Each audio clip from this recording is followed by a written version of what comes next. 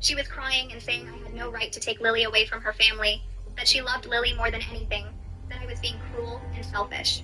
My mom's voice came through clearly telling Rachel to leave or she'd call the police. Rachel just screamed louder that she wanted to see her baby. My mom said the police were already on their way. I sat on the bed holding Lily and recording every word Rachel said through that door, knowing I'd need this evidence later. The officer showed up within 10 minutes. A tall guy with graying hair and a calm expression that made me feel safer just looking at him. Rachel was still yelling through the door when he pulled up, her voice breaking with these awful sobs that might have made me feel bad if I didn't know what she was trying to do. My mom opened the door and Rachel immediately tried to push past her, but the officer stepped in front and held up his hand. He asked Rachel to step back from the door and explain what was happening. She started crying harder and saying I'd stolen her niece, that I was keeping Lily from her family, that she just wanted to make sure the baby was okay. The officer looked at her for a long moment and then asked if Lily was her child. Rachel hesitated and said no, but she loved her like a daughter. He asked if she had any legal custody or guardianship rights. Rachel said no again, but her voice got defensive. The officer turned to my mom and asked if Rachel had been invited to the property. My mom said absolutely not, that Rachel had been told to leave and was now trespassing and harassing us. Rachel started talking faster, saying my mom didn't understand, that I was struggling and refusing help, that someone needed to check on Lily. The officer asked Rachel how she knew where we were staying. Rachel went quiet. My mom took out her phone and showed the officer the recording from earlier. Rachel screaming through the door about her baby. The officer's expression changed as he listened, getting harder. He asked Rachel if she had a relationship with the child's mother, and Rachel said we were sisters, which wasn't even true. My mom corrected her and said Rachel was the sister-in-law. The officer asked Rachel if she'd been and Rachel said yes, but it was because I wasn't thinking clearly. He told Rachel she needed to leave immediately. He'd arrest her for trespassing and harassment. Rachel's face crumbled and she started begging, saying she just wanted to see Lily for 1 minute, just to know she was safe. The officer said that wasn't happening. If she didn't leave right now, she'd be spending the day in jail. Rachel looked at my mom like she was trying to see through the walls, then looked at the officer, then finally walked to her car. She sat in the driver's seat for a minute, just staring at the doors before she drove away. The officer came inside and asked if we wanted to press charges. My mom looked at me and I shook my head. Not because I didn't want to, but because I was so tired and just wanted it to be over. He said he understood, but strongly suggested we talk about everything and consider it was screaming for it if Rachel tried to press us again. He pulled out a notepad and started writing the report out. He questions about Rachel's previous behavior and the social worker said it. I showed him the recordings on my phone. Listened to all of them, his jaw getting tighter with each one. He said what Rachel was doing constituted harassment and stalking, and the recordings would be valuable evidence if we needed legal protection. Then he wrote down his badge number and said to call him directly if Rachel showed up again. After he left, my mom locked the door and we just stood there in the hallway. Lily started crying from the guest room and I went to get her, holding her close while she fussed. My mom made coffee and we sat at her kitchen table, not really talking, just existing in the quiet. Around noon, pulled into the driveway and my stomach dropped until I thought it was Nate. He looked terrible when he came to the door. His eyes red, hair sticking up like he'd been running his hands through it all night. My mom let him in, but her face was cold. Nate stood in the entryway and looked at me holding Lily. He said he'd chosen us, that he'd do whatever it took to fix this, that he'd cut off Rachel and go to therapy and anything else I needed.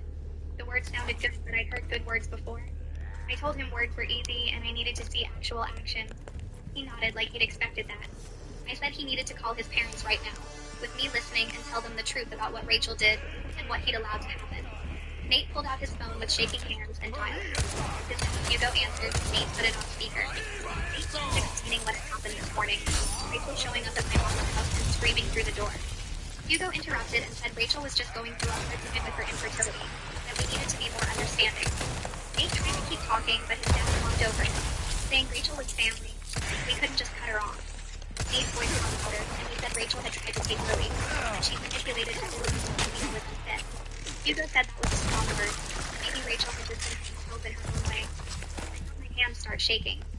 Nate said there was more, that Rachel had brought a social worker to our house based on lies. His mom, Elodie, got on the phone, and her voice was already crying. He said this was tearing the family apart, and couldn't we all just sit down and work it out? I took the phone from Nate. My voice came out steadier than I felt. I told him I understood infertility pain better than anyone after my 2 miscarriages. But that didn't give Rachel the right to try to take my baby. Elodie made it sound like I'd slapped her. I kept talking and explained about the recordings, about Rachel saying she'd be a better mother, about Nate agreeing I seemed too attached to my own daughter. Hugo started saying I was taking things out of context, but I talked over him. I told them about the social worker incident, about Rachel lying and saying Lily was neglected. I'm being distracted by a cat. I kept going. I said I had recordings of everything, and if they didn't believe me, I'd play them. Melody started crying harder and saying this was all wrong, that family should support each other. I told her Rachel tore this family apart when she decided she deserved my baby more than I did, and I was done being understanding while everyone enabled her behavior. I said I'd spent weeks being told I was overreacting and being too sensitive and putting my pride over Lily's needs, but I was Lily's mother and protecting her was my job. Hugo said I was being dramatic and I needed to calm down. I told him I was completely calm, and he could either accept that Rachel needed serious help, or he could join her on the list of people who wanted to kill my daughter. Melody asked if I was really going to keep them from their granddaughter. I said that depended entirely on whether they could accept reality. I handed the phone back to Nate and walked away, my body shaking. 2 days later, Natalia called and said her husband Gregory wanted to meet with me. Gregory was a family therapist and had heard about what was happening. We went to his office. Natalia rented comfortable chairs and tissues on every surface. Gregory asked to each explain what had happened from his perspective. I went first and told him everything. I tried to keep my voice steady. When I got to the part about Nate agreeing to let Rachel take Lily, Gregory stopped me and asked Nate if that was clear. Nate nodded, and he thought it would help me. Gregory asked him why he thought his wife and his separated from her home baby to rest. Nate didn't have a good answer. Gregory convinced how helping Nate understand how deeply he betrayed my trust by even entertaining Rachel's idea. I tried. It wouldn't fucking fire fast enough. Damn it. Gregory asked I why pulled the Rachel gun was out different, and would not fire. I tried to pull out and fire at the same time. It Gregory didn't explained work. that Nate's family had a pattern of protecting Rachel from consequences because of her infertility struggles, which taught her that manipulation works. Nate looked uncomfortable but didn't deny it. Gregory said enabling someone's harmful behavior wasn't love. It was avoiding the discomfort of holding them accountable. He asked Nate what he was more afraid of, his wife leaving him or his family being upset. Nate took a long time to answer. Later that week, Christina walked in. The family law attorney Natalia was there. Christina's office was downtown, all dark wood and leather chairs that probably cost more than my car. She reviewed all my documentation, listening to the recordings and reading through the documents. She finished. She looked at me and a strong case for a restraining order against Rachel. She said they would also pursue custody arrangements with Nate's family's access to Lily if they felt they posed a risk. God, fuck that guy. Christina said honestly, she was looking for whether Nate was Reload. willing to place daughter's safety over her family's feelings. She said a lot of marriages survived this kind of betrayal, but some did if both people feared the hard work. I hear the goddamn gun when I pull it out, please. Before Rachel had poisoned everything, I wondered if we could ever get back to them. To Christina's office, I asked what came next. She explained that restraining orders typically required proof of immediate threat or repeated harassment, while in the documentation of Rachel's behavior, the judge might want to see if her I love you. You're gonna get me killed in this shit. Stop, please. Rachel a formal cease and desist letter first, which would establish clear boundaries and create documentation if Rachel violated them. I agreed, and Christina drafted the letter right there, telling us exactly what Rachel was prohibited from doing. No contact with me, Lily, or our home. No going to places she knew we'd be. No sending messages through other family members. The letter went via certified link. 2 days later, Melody called me directly. Her voice softened before she even said hello. She told me she'd been thinking about everything else since the conversation ago, and she couldn't sleep because she thought it was growing with her. She said she understood I was protecting Lily. She respected me, but watching her daughter fall apart was killing her too. Melody admitted she'd known for years that Rachel's relationship with the baby wasn't healthy. After Rachel's late miscarriage, she'd stopped being herself. She said they'd suggested therapy, but Rachel insisted she was fine. They let it drop because confronting her was too hard. Melody started crying and said she should have pushed harder, should have made Rachel get help instead of hoping time would fix things. And she asked if there was any way, eventually, after Rachel got her treatment, that we could work towards supervised visits. She said quickly, but someday. She just needed to know there was hope of seeing Lily again. She was on my couch holding Lily while she kissed on my chest, feeling the weight of Melody's grief through the phone. I told her honestly that I didn't know if I'd ever feel comfortable with Rachel or with my daughter. Every time I thought about those recordings, about Rachel saying I didn't deserve Lily, my whole body went cold. But I said I was willing to see how Rachel's treatment went, to watch if she actually got help with his boundaries. I told Melody that my first priority was to be protecting Lily, and their feelings about missing their granddaughter came second to my daughter's safety. She wasn't trying to be cruel, I said. But I It would have been for Lily's well-being to make anyone else feel better. Melody said she understood and thanked me for even considering it. 3 days, I cried into Lily's soft hair, pleading that everything had gotten so broken. Kitty, Gregory stop called Nate it. a few days later and suggested individual Stop therapy it. in addition to our couple sessions. He said Nate needed to work through his family patterns separately from our marriage issues, that the two were connected but required different approaches. Nate agreed immediately and started seeing a therapist named Dr. Miller twice a week. At first I was skeptical, thinking Nate would just go through the motions to appease me. But after his 3rd session, he came home looking shaken. He told me Dr. Miller had helped him see how his family's dysfunction had taught him to normalize Rachel's boundary violations, how they'd all learned to prioritize keeping peace over addressing real problems. Nate said he'd spent his whole life being told that Rachel needed extra understanding because of her struggles, and he'd internalized that to the point where he couldn't recognize when her behavior crossed into dangerous territory. He said understanding that didn't excuse what he'd done, but it helped him see why he'd failed to protect us. We can make it if we circle Watching him around. actually do the work instead of just promising to change made something tight in my chest loosen slightly. I started therapy too, with a woman named Paloma Zamora who specialized in postpartum issues and family trauma. Natalia had recommended her after hearing me talk about how hard it was to separate normal new mom stress from the chaos Rachel had created. Paloma's office felt safe, all soft lighting and comfortable chairs, and she let me cry through our entire first session without trying to fix anything. Yes, you're cute, but stop. Why do you always get attention when I go and go? Like Rachel had Stop tried it. to claim, but a Stop completely it. normal response to betrayal and threat. She said my protective instincts toward Lily were healthy, not Get paranoid, it. and that I was right to trust my gut about Rachel's intentions. Paloma also helped me process the grief of losing the family experience I'd imagined, the big gatherings and close relationships that would never happen now. She validated my anger at me while also helping me see that people could genuinely change if they did the hard work. Our sessions became a space where I could say all the ugly, scared, furious thoughts I couldn't say anywhere else. 3 weeks after I'd given Nate his ultimatum, I started noticing real changes in his behavior. He didn't wait for me to ask him to handle things with his family anymore. Dad called asking about Thanksgiving plans. Nate shut it down immediately and said we weren't ready for family gatherings yet. When Rachel tried to send a gift for Lily through their other sister, Nate intercepted it and sent it back with a note saying all contact needed to stop. He attended every therapy session, both individual and couples, without complaint or excuses.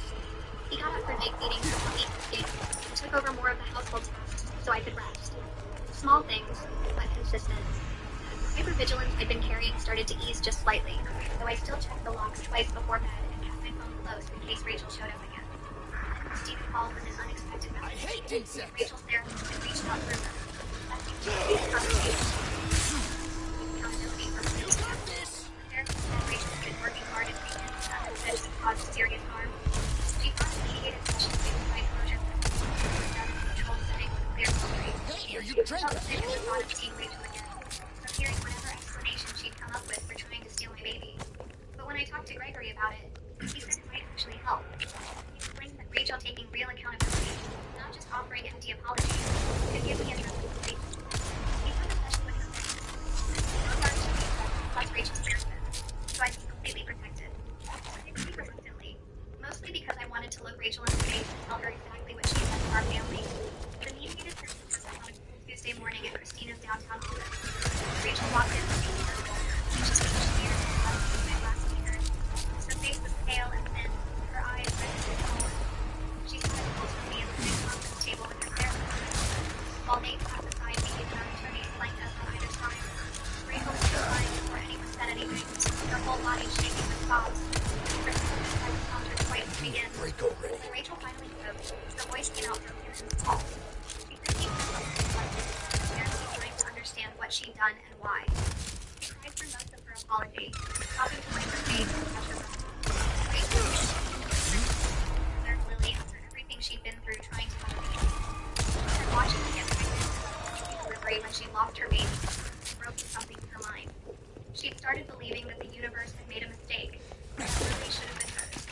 Her therapist had helped her understand this was her grief and trauma talking, not reality. Rachel said she knew now that she'd tried to manipulate everyone into giving her my baby, that she'd lied about me being unfit and tried to turn the family against me. She said there was no excuse for what she'd done, Stop it. that she'd been so consumed by her own pain, she'd stopped seeing me as a real person with real feelings. I sat there listening to Rachel fall apart across from me, feeling a complicated mix of anger and pity. When she finished, I took a breath and told her I was sorry for her pain. I meant it. I knew what infertility felt like, what loss felt like. But then I told her she tried to steal my baby and it wasn't something I could just forgive because she was hurting. I said I understood she was hurting, but understanding didn't erase what she put me through. I agreed to consider supervised contact in the distant future if she stayed in treatment or respected boundaries, but I made no promises. Not hers. That would be how much therapy she did. Rachel nodded and said she accepted that. Christina slid a document across the table. Agreeing that she was acting with Rachel's approval. No promise to me or Louis for at least 6 months. Continued therapy with documentation provided to Christina monthly. Any future contact only through supervised channels with my explicit permission. Rachel signed it without arguing, her hands shaking as she wrote her name. Then she looked at me one more time and whispered that she was sorry, that she hoped someday I could forgive her even though she didn't deserve it. I didn't respond. I just watched her leave with her therapist, feeling exhausted, empty, and relieved all at once. Nate wrapped his arms around me outside Christina's office building while I shook against his chest. The tears came hard and fast. All the anger and sadness I'd been holding back during the meeting finally breaking through. I wasn't crying about Rachel anymore, not really. I was crying for Hugo and Elodie, who I'd actually liked before all this started, who I'd imagined being involved grandparents, birthday parties, and holidays. I was crying for the first perfect week after Lily was born. Everything felt peaceful and big, before Rachel poisoned everything. I was crying because my daughter would grow up never knowing her name, would hear stories someday about one of the family that come to her. Please held me tighter and let me cry, not trying to fix anything or make matters worse. When I finally stopped crying, my face felt swollen and my head hurt. We sat in his car for another 20 minutes before I felt ready to drive home. The pediatrician's office was bright and cheerful with cartoon animals painted on the walls. Lily was 8 weeks old now, chubby and healthy, smiling at anyone who looked at her. The doctor measured and weighed her, checked her reflexes and development, asked me questions about feeding and sleeping. Everything was perfect. Lily was hitting all her milestones right on schedule, gaining weight beautifully, showing no signs of stress or neglect. The doctor typed notes into her computer while I dressed Lily, commenting that I was doing an excellent job as a first-time mom. I asked if she could note that in Lily's records, explaining briefly about the family situation. She looked at me with understanding, and said she'd document that Lily showed clear signs of excellent care and bonding with her mother, that there were zero concerns about the home environment or parenting quality. I texted Christina a photo of the visit summary before we even left the parking lot. One more piece of evidence that I was exactly the mother Lily needed. Hugo called 2 days later asking if they could visit Lily. His voice was careful, almost formal, so different from the warm father figure who welcomed me to the family 3 years ago. I told him they could come to our house on Saturday afternoon for 2 hours. No surprise visits, no showing up early, and they I don't always have this in stock, stranger. No mentioning Rachel or trying to convince us to give her another chance. Hugo agreed to everything without arguing. When Saturday came, I was so nervous I almost canceled. Elodie brought flowers and a new outfit for Lily. A well-tuned weapon can make up for a lack of skill. I sat stiffly on her couch at first, making awkward small talk about the weather and Hugo's work. But then Lily made one of her little cooing sounds and reached toward Elodie, and something softened in both of them. They spent the next hour just being grandparents, making silly faces at Lily and taking pictures, asking about her sleep schedule and whether she'd smiled yet. Nobody mentioned Rachel. Nobody tried to defend her or minimize what happened.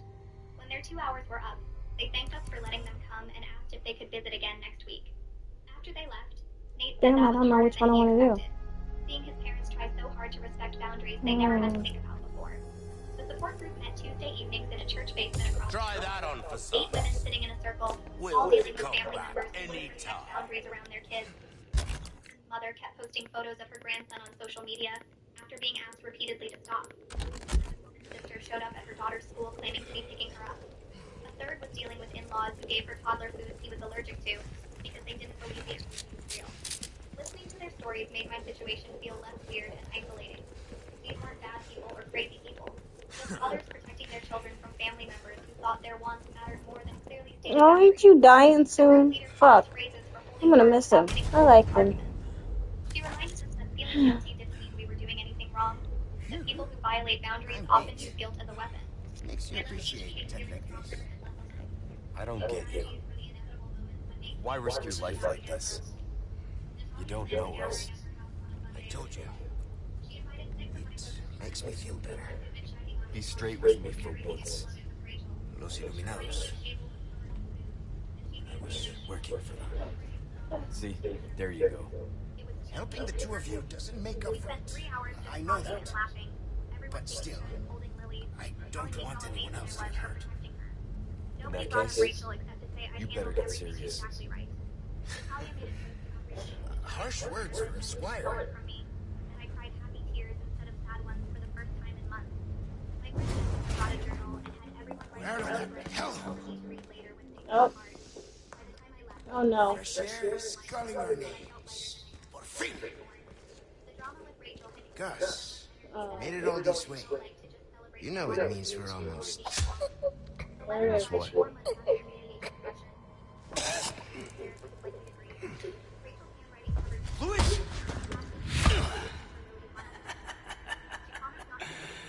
Long time no see, rookie. Major Krauser?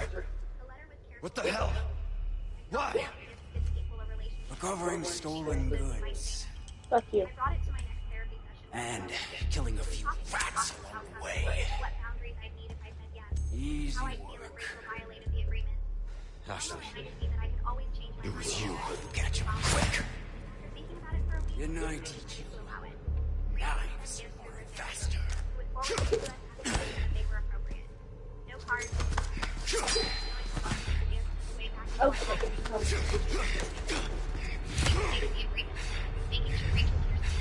Not good.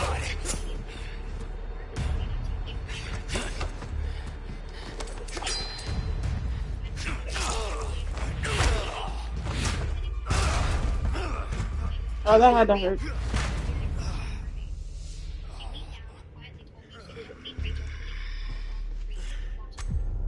We are just getting started, rookie. Are you being controlled by Oh, that fuck cult? you. This has nothing to do with them. I'm a free man who made a There's choice. nowhere to go.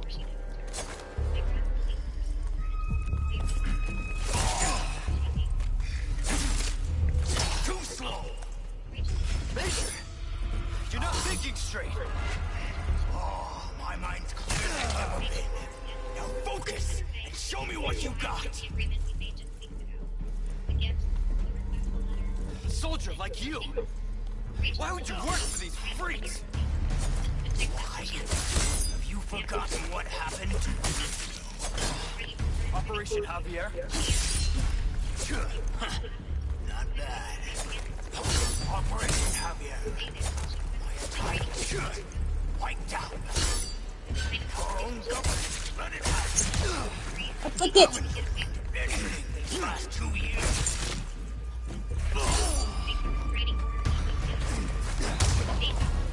Damn. That all you got? Killed us all. Without mercy. Where are you? Devastating. Wanting this thing myself. Kick him in the chest. Good boy. I can understand. What happened was unforgivable. But that doesn't give you the right to hurt innocent people.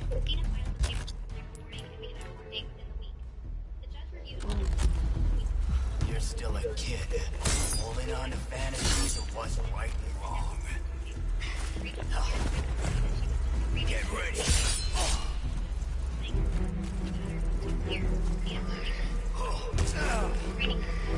Please, son of a bitch. Come on.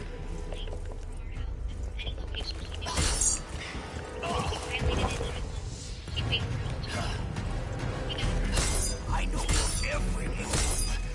Learn them from me.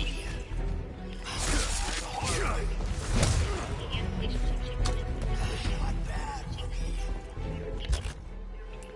By choosing her obsession over getting real help, Hugo and Elodie came over that evening looking destroyed. Hugo was 28 and years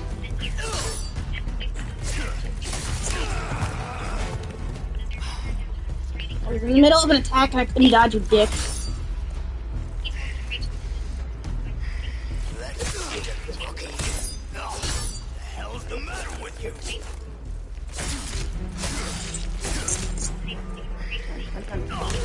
What's wrong? Not looking too steady. I'm not, am I? Damn. Shit. You don't leave me with much choice. Chit chat. Time to get into this.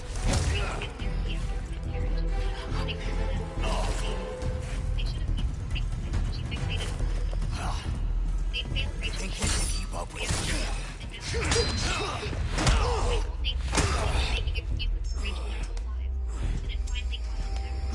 He's ready to shoot him. Oh. No, poor man. enough Oh crying God, already. no. You haven't changed a damn bit. Why would you do that to him? He doesn't deserve this.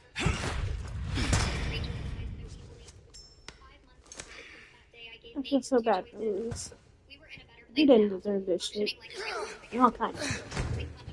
He did kind of help bring this to fruition, but still, he was trying to fix it. Good, eh, my friend? He didn't deserve it. And such a loss to the ladies of the world. Don't talk. Take these. The gates of my laboratory. Go there and remove those damn parasites. Help. Ashley. Nate knew about these moments. I told him in therapy that sometimes I still saw him sitting on that couch with Rachel's printed article. He'd cried and said he understood, that he'd spend the rest of his life Had a pretty shitty life. like that again. Gregory helped us figure out what our marriage But was. now, eh? We had a session where he asked us to describe our relationship, and What Nate do said you he think, felt like he was on Leah? probation, always waiting for me to decide. You can change, right? I admitted that was partly true, that I needed him to understand his betrayal had permanent consequences. Gregory said that was fair, that Nate had broken something precious, and rebuilding would take years, not months. He helped Nate accept that I needed ongoing reassurance, that he couldn't just apologize and expect everything to go back to normal. Nate agreed without arguing. He said he'd rather spend his life earning back my trust than lose me and Lily by being defensive. That session helped more than all the others combined because Nate finally got it. He understood that his actions had changed our marriage forever, and he had to live with that. My mom promised to visit every few weeks. She hugged me at the door and said she was proud of how I protected Lily, that not every woman would have the strength to stand up for her husband and his entire family. I cried because I hadn't felt this during any of this. Scared and angry. That's what real strength looks like. Doing the hard thing even when you're terrified. Before she left, she pulled Nate aside, and I heard her tell him he'd better never give her reason to come back and take me and Lily away for good. He promised her he wouldn't. Watching her car pull away made me sad because having her there had felt like a safety net. But I also knew Nate and I needed to figure out our family without her as a Don mother. Quixote. I started taking Lily's baby classes at the community center. There was a music class on Tuesdays and a movement class on Thursdays. And I met other moms who just wanted to You won't get away with this, Krauser. or any of the drama. We talked about sleep schedules and teething and whether our babies were well. One mom He complained didn't about her deserve that. mother-in-law buying too many toys, and I had to bite my tongue because at least her mother-in-law wasn't trying to steal her baby. But it felt good to have these normal conversations, to be around people who saw me as just another new mom instead of someone who'd been through trauma. I exchanged numbers with a few of them, and we started meeting in the park between classes. Lily loved watching the other babies, and I loved having friends who didn't know my story. Nate came home one evening and told me he'd gotten a promotion at work. More money, better hours, and the option to take some time off. We sat at the kitchen table after Lily went to sleep, and he said he wanted to take the paternity leave he'd skipped when she was born. He'd only taken a week off initially, and then everything with Rachel had exploded, so he'd missed out on that early bonding time. He wanted to take 2 weeks now to just be with Lily, to have the experience that got stolen from us by the crisis. I felt my throat get tight, because this was exactly the kind of thing the old Nate wouldn't have thought of. He would have taken the promotion and kept working, not understanding what he'd missed. But this Nate, the one who'd been humbled and changed by almost losing everything, he got it. He understood what Rachel and his own weakness had taken from our family. I told him yes, that I thought it would be good for both of us. Rachel's therapist called Nate's phone and asked if he could speak to both of us. She said Rachel. Leon, there's only time to say this once, so listen up. They took your friend to the top of the clock tower. If you hurry, you might get there before she turns into one of them. So you aren't heartless after all. I guess I should be thankful. Yeah, you should.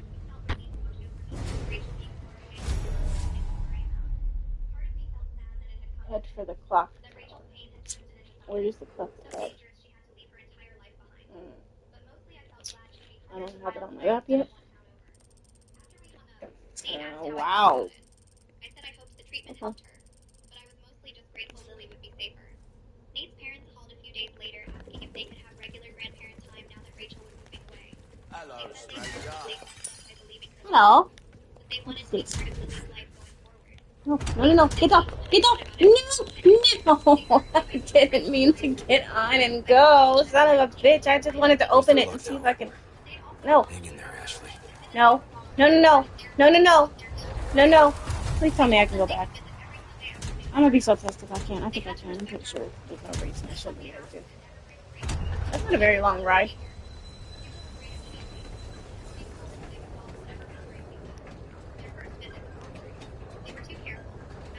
Oh. Leaving after exactly an hour, even though he was asked them to. But by the third visit, they relaxed and just enjoyed their grandmother. They brought age-appropriate toys, not the overwhelming piles Rachel used to show up with. They asked about Lily's development without implying I was doing anything wrong. It wasn't perfect, but it was progress. I bought a journal and started writing down everything that had happened. Partly for my own processing, working through the feelings that still hit me at random moments. Partly so I'd have a record if Lily ever asked why she didn't know her Aunt Rachel. Hold up. I wrote about the early days when Rachel seemed helpful. Finding her staring at Lily in the crib. About the moment I realized she actually wanted to take my baby. I wrote about Nate's betrayal and the recordings and the social worker incident. You I have wrote the about the stench restraining of order battle and on therapy you, and mate. the slow This is what media, probably. What you buy? Turning into long-term anger. She said I Nothing needed has to turned process out. the trauma instead of just pushing it down, and writing helped me do that. Alright, I gotta Some stop entries made me something. cry while I wrote them. Others made me angry all over again. But getting Your at bottom of valuables. paper, A deal well struck. Good luck to you. Come back after anytime. everything started, Lily was thriving. She was sitting up on her own, moving and everything. Alright, now I'm ready. The pediatrician said she was hitting all her milestones right on schedule, developing beautifully. I was sleeping better now that she was down to 4 nights feeding. The constant fear that the deprivation of hormones was finally easing, so I was still careful about who came around my daughter. I didn't leave her alone with anyone except my mom and Natalia. I checked the locks every night before bed. I kept my phone charged and nearby at all times, but I wasn't jumping at every sound anymore. I could take Lily to the park without scanning Wait a minute, go back. Hypervigilance was fading The into ballroom, normal isn't parental that? caution instead No, of I don't. response. Nate suggested we go on a date night, our first since Lily was born. I told him bathing then, and I felt nervous leaving Lily even though I knew she was safe with my own mother. We went to a quiet restaurant, and it felt strange to be out without the diaper bag, without listening for Lily's words. Nate reached across the table and took my hand. He said he wanted to talk about the future, about maybe trying for another baby eventually, about being a family we don't know. I told him I wasn't ready yet, that I needed more time to feel secure in our marriage and trust that he'd protect our family no matter what. He said he understood and would wait as long as I needed. Then he promised me that he would never let anyone, family or not, threaten the whole family again. Oh, He God. said he'd learned what mattered most, and he wouldn't forget it. I believed him because he'd spent 6 months showing me through action. You are not nothing. just words. If not a I looked at building. myself in the bathroom mirror one morning while Lily napped and barely recognized However, myself I'm afraid it not is. because I looked tired or different. Expel this intruder! Something in my eyes had changed. I'd become this limited for conversations with family members. To get a restraining order against her husband's sister. 3 years ago, she would have been No, kitty. No, kitty. No. Not now, please. No. Not, no. Bad kitty. scared me sometimes Not because now. I never wanted to be the person who I love you. No. Stop it. That's a cord. But I'd learned That is a something important cord. during those awful weeks Not a after toy. Lily was Quit born. it. I could trust my instincts You even will when get everyone around me electrocuted. said I was wrong. I could stand up to We don't people I need loved, my crispy doctors, fried my kitty. mistakes, Stop it. even when my hands shook, my voice cracked. Strength didn't come naturally or easily. It came from pure Can't afford the vet bill if you chew on this cord. Quit it. every time I was in, Keep coming. I remembered Rachel saying I would be a better mother, and Nate that extended. The restraining order meant Rachel was for a year. Honestly, that felt like breathing after holding my breath. But Quit it, kitty. Quit it. Nate's parents said You're very cute, but you cannot chew on cords. I know you weren't involved in what I'm doing, but that is a cord. You cannot eat the cord. Quit it. Yeah, I hear you. You're being an asshole. Quit it. Melody cried when she told me this, saying she wished they'd gotten Rachel help Sorry, I'm being attacked by a cat. Okay, now stop. I gave you attention. No cords. No cords. You're a good kitty, no cords. Is that it? There's nobody else alive down here? Did I miss anything down here? Yes, I did. Okay. How do I get to that? Where am I?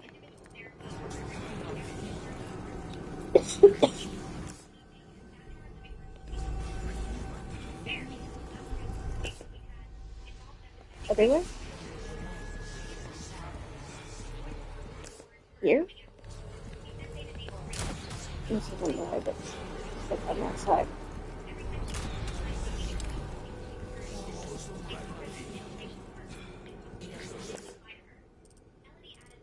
How the fuck did I get all the way over here?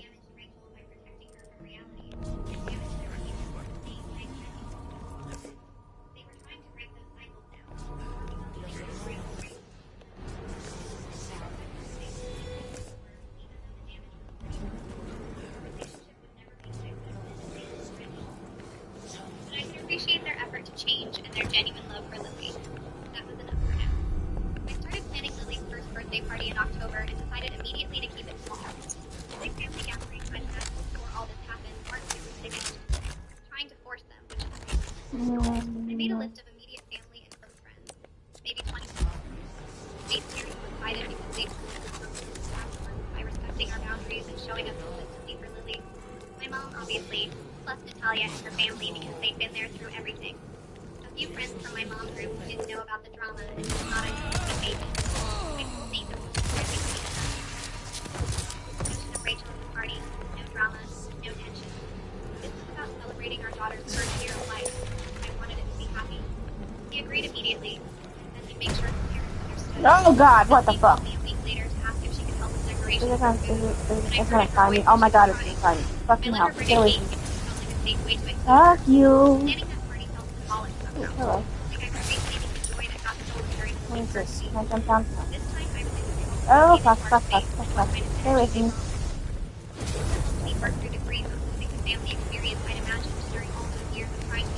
What is that? Oh, you killed someone from me. Thank you. I'm gonna go kill one more. Yeah, you cycle through one more. I wanted Lily to grow up surrounded by extended family who all loved her and each other. That vision died when Rachel tried to take my baby and Nate's family took her side. Even though things were better now, we never had that easy time. There would always be tension and topics of I agreed with the family he wanted to real reason to talk to me. She had me write down what I was saying. Write down the list of what I had was shorter. These parents who showed up every week and respected our rules. My mom dropped everything to support me. Natalia's family who treated Lily like their own. All her was safe. I needed to accept the family we had instead of Run. Run faster.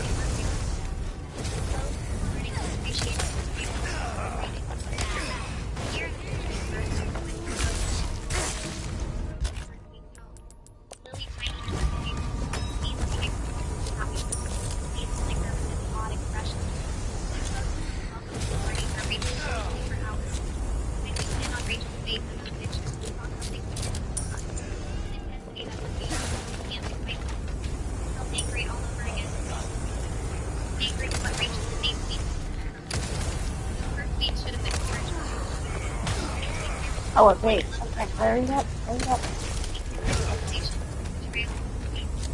Remember that.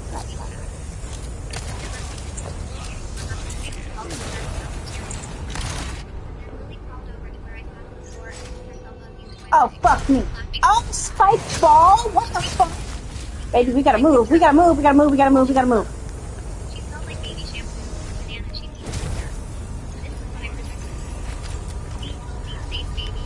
Didn't have anything to do with her. I made hard choices that hurt them and damaged relationships. But I do it all again to keep her safe. That's certainly helped solve relationships.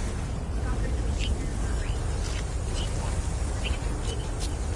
Would you leave the shower curtain on? Danny, stop it! Keep coming. You're Asshole. Oh, fuck me, fuck me, fuck me, fuck me. Stay away from me. Hi, bitch.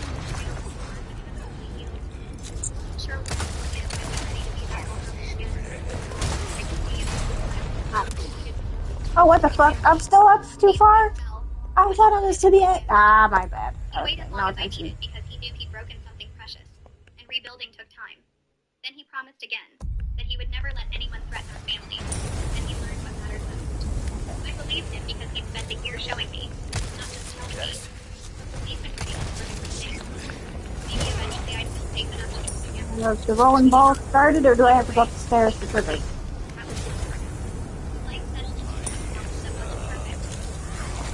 My relationship with Oh, come on! never be what it could have been if he supported me. There would always be careful boundaries. Dick. Very my person wasn't there before. But Lily was safe, loved, and thriving. Hitting her milestones, Really know how to make laughing at someone feel everything. welcome. She didn't know her Aunt Rachel and probably never would. A solid person who genuinely cared about her from instant generation. I heard her being a good mother sometimes making smart choices that hurt. Choices that took you just understand. It means your instincts never to be your mom. It means protecting your child even when it costs you relationships and dreams. The family experience you imagine. I'd make the same choices again without hesitation. Thank you more than anything else. That knowledge, fiercer and stronger through this experience.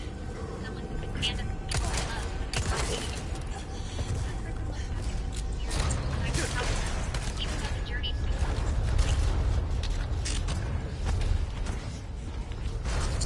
After 4 years together, my fiancé said, "You're not worthy of being my wife." What better? But his messages are read by my new husband. I was with Elliot for just over 4 years. The first couple years were Turnabout's fair playing. the same taste in everything. Binge the same show. Can I do it again? Kitty, quit it! Why are you being an insufferable asshole? You're stop with the cords, fuzzy little asshole. Quit it, asshole. Third anniversary beyond exciting. Just a quiet moment on the lake where we had our first date. Stop it! It's a cord.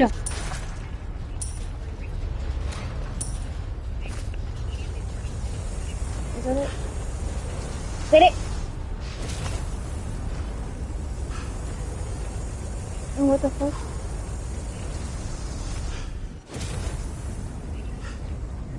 Oh, that's where the balls go. They just roll on down and get in there. Okay. I don't want to go here. I don't want to go here. I don't want to go here. That's where the fire is. Leave me alone!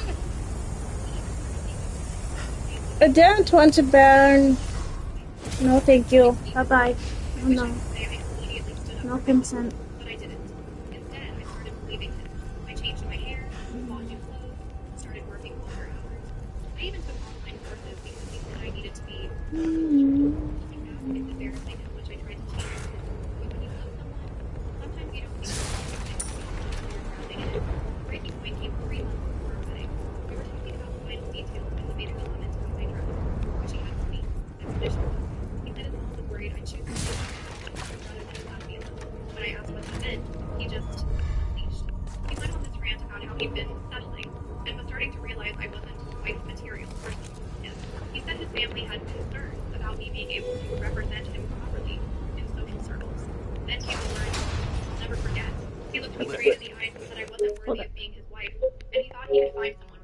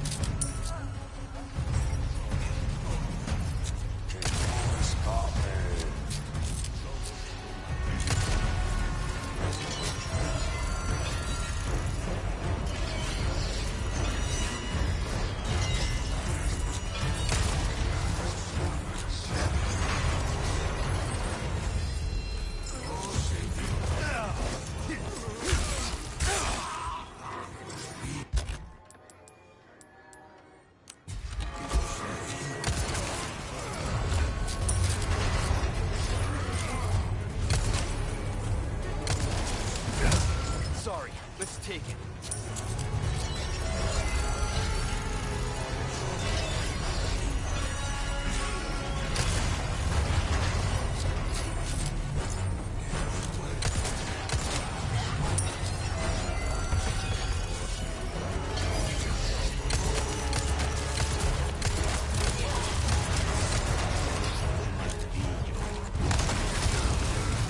Body armor's not looking great.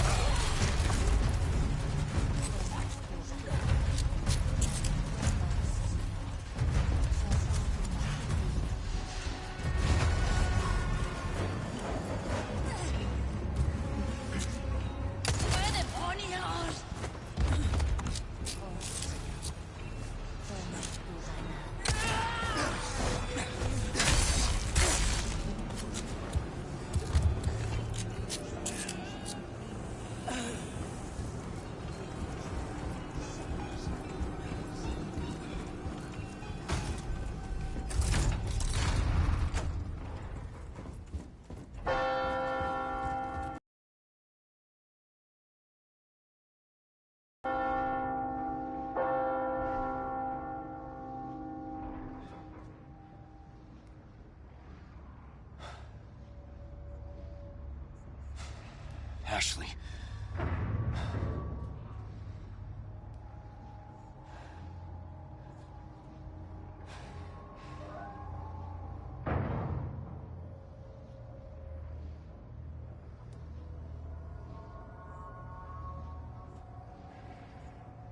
That son of a bitch.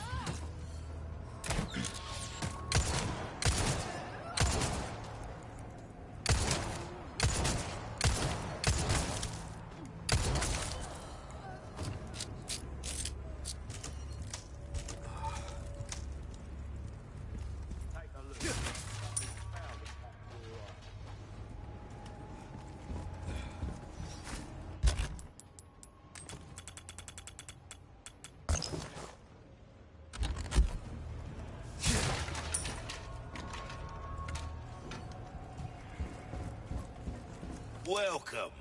Got a selection of good things on sale, stranger.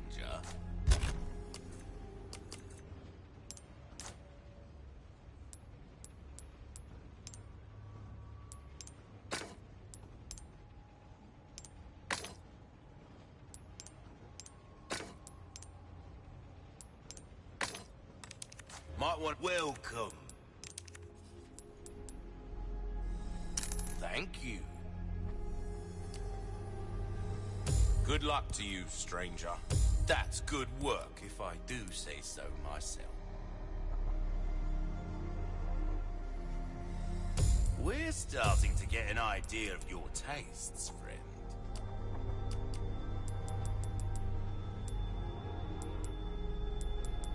Your valuables won't do you much good in the grave.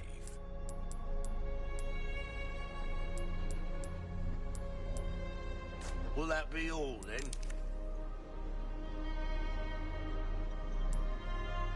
Oh, my back is killing me. Years haven't been kind to us, I suppose. You're trying to thread a needle with a bullet, don't?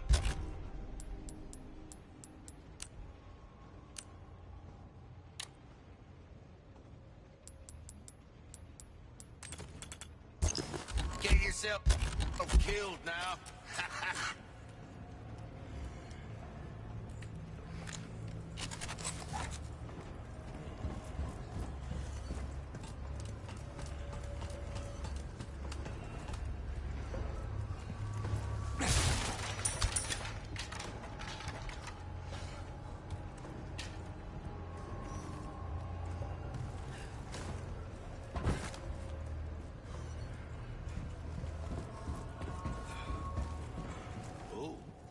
takes over, I suppose.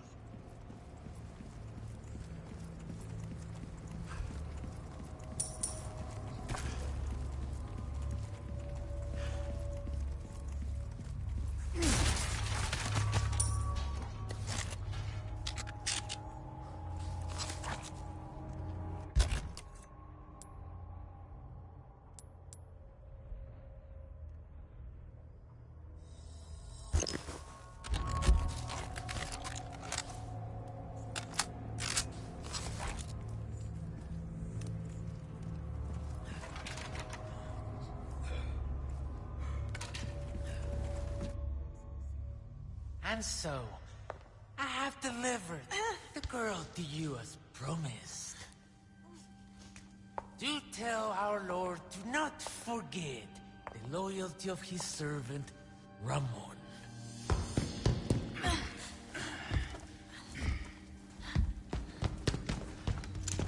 Ashley!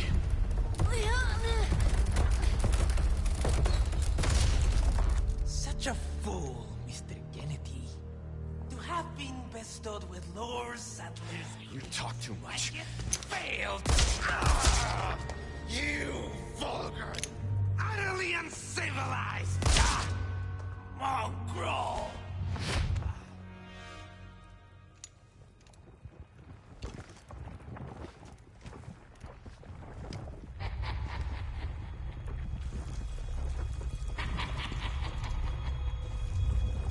Allow me to show you the power I've been granted by my master.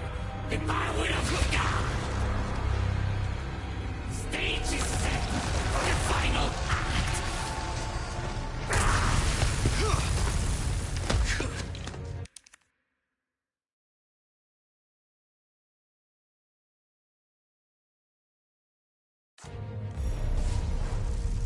You are nothing but an extra mascot, Mr. Kennedy.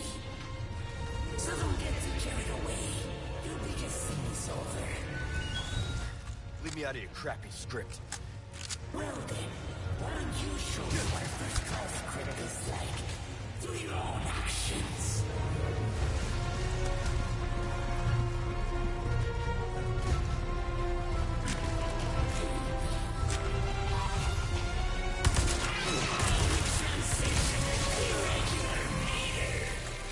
Rise or die, as you desire. Either way, wonderfully.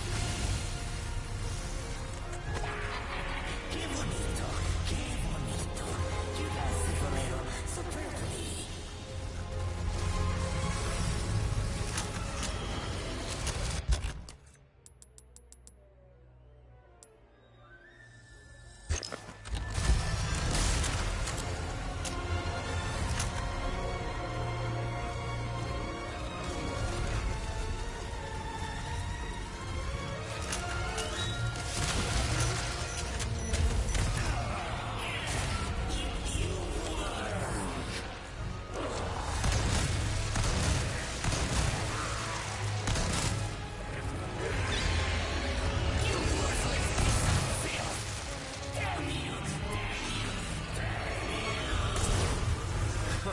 Watch your language, my lord.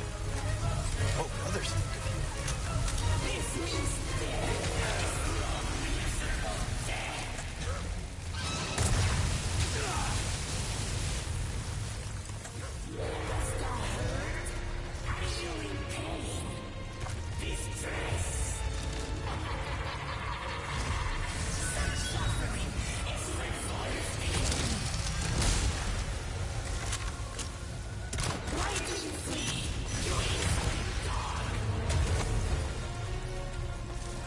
You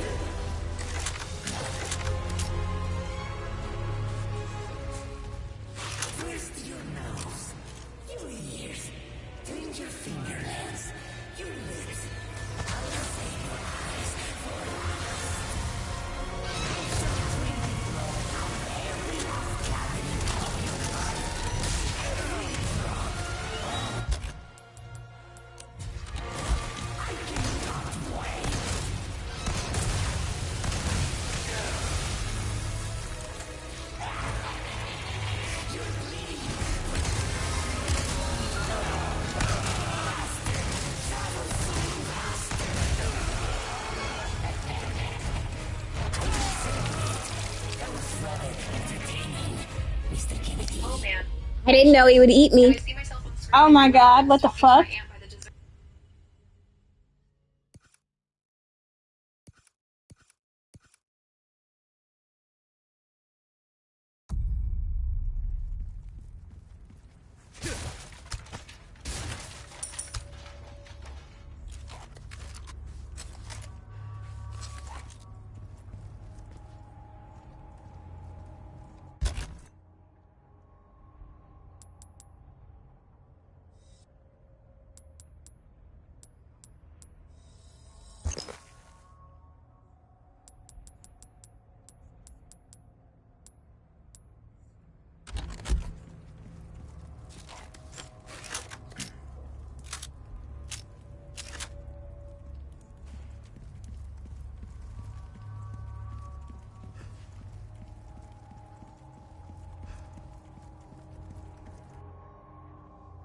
And so...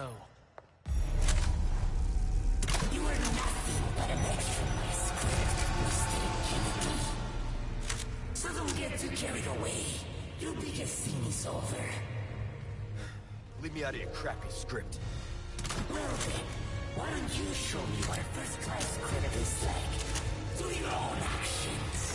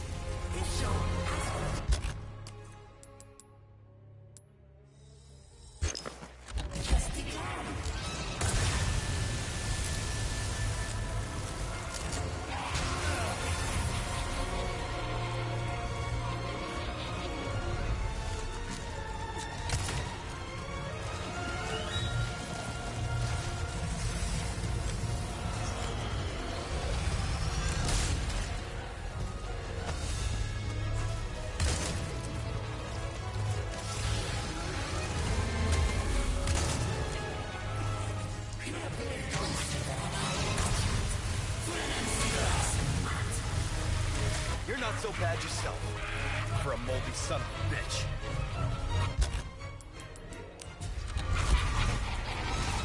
I do wonder how long that wit of yours will last. Entertain my curiosity and show me!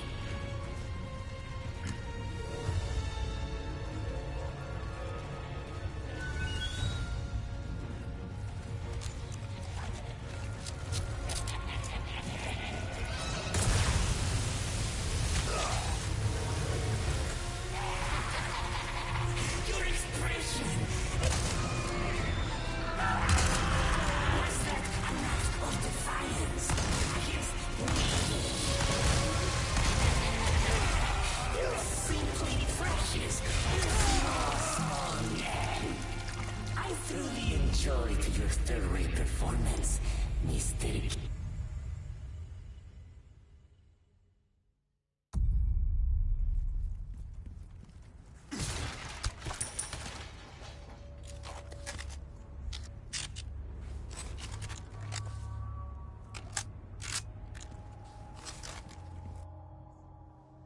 And so, I have...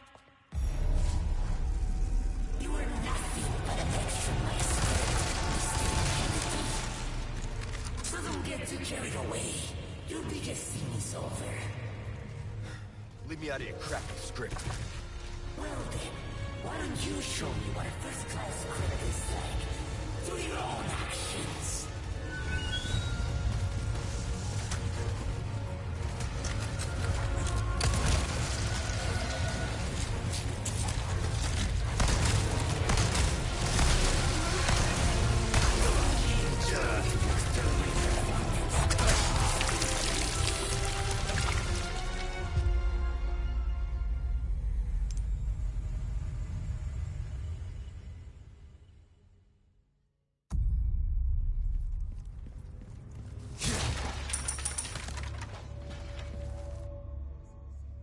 And so... You are nothing but an extra in my script, Mr. Kennedy. So don't get too carried away. Your biggest scene is over. Leave me out of your crappy script. Well then, why don't you show me what a first-class critic is like through your own actions?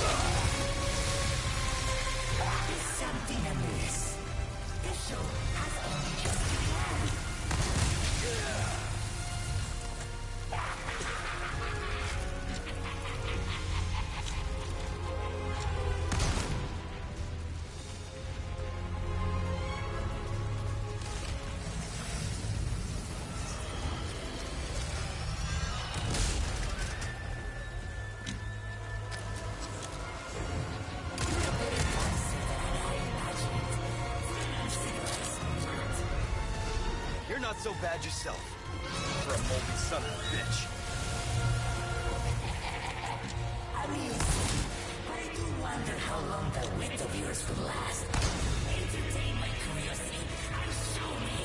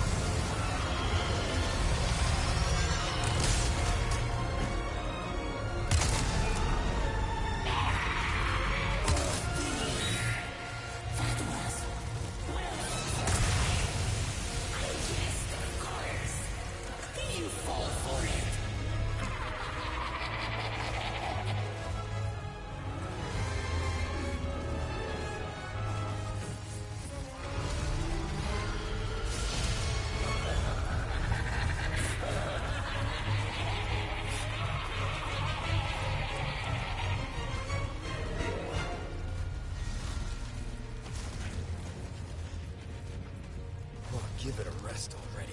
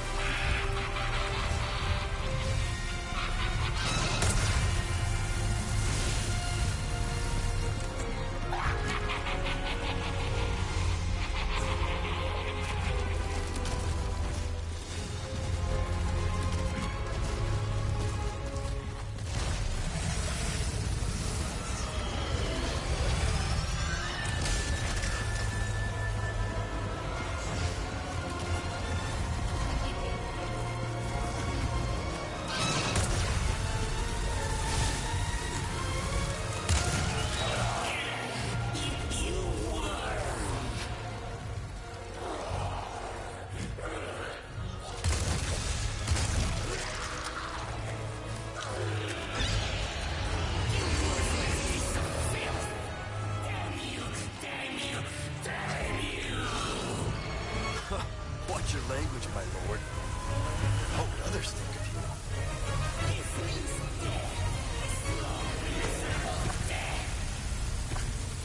Why did you flee, you insolent dog?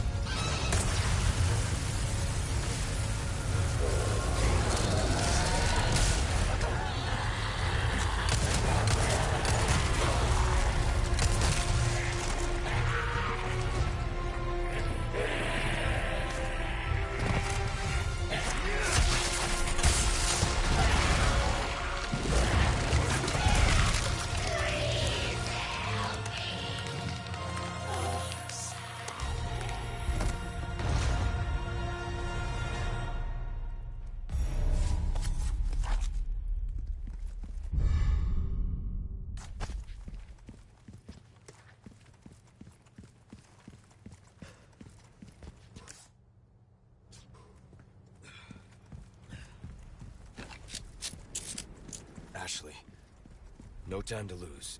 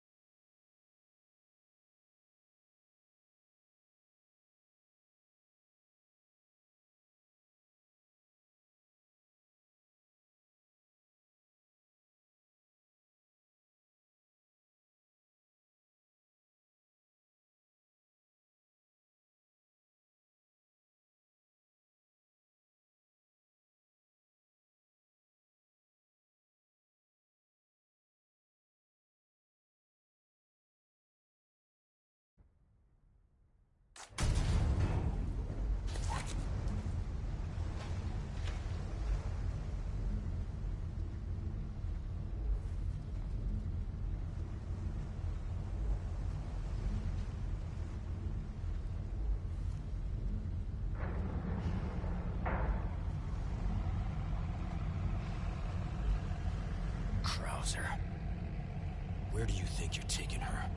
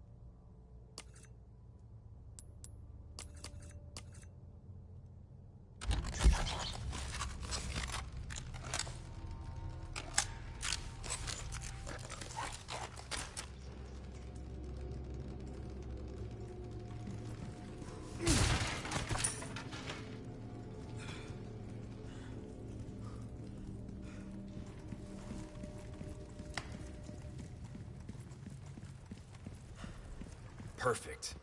Won't have to swim after all.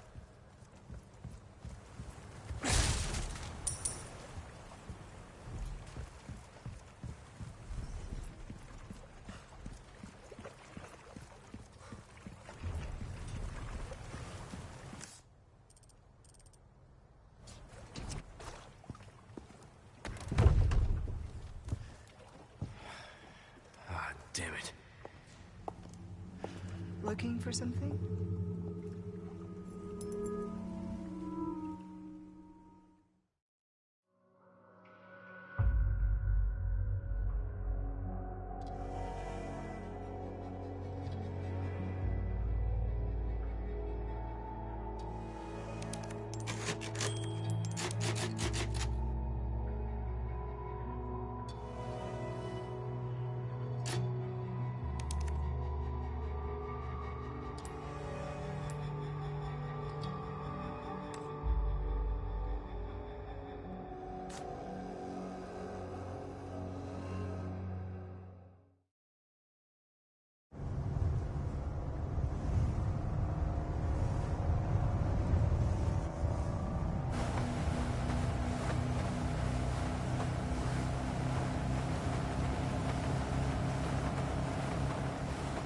You look like you've got something to say.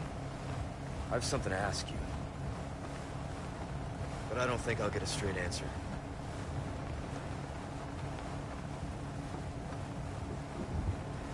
Raccoon City.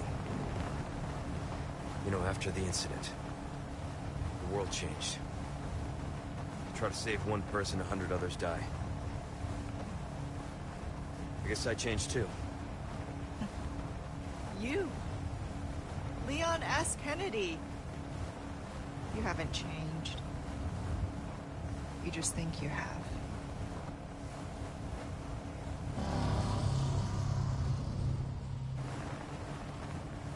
So here's my question. Have you changed, Ada? Or are you just trying to use me again? What do you think? We're here. Don't think too hard, handsome. See you later.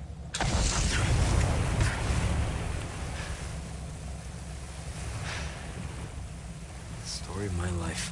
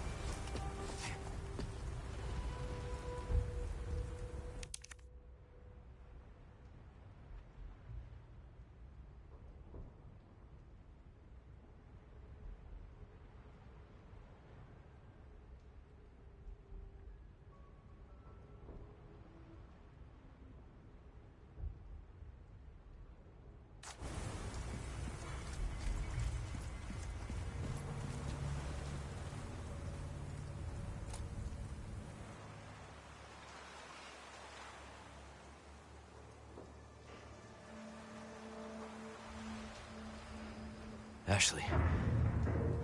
There you are.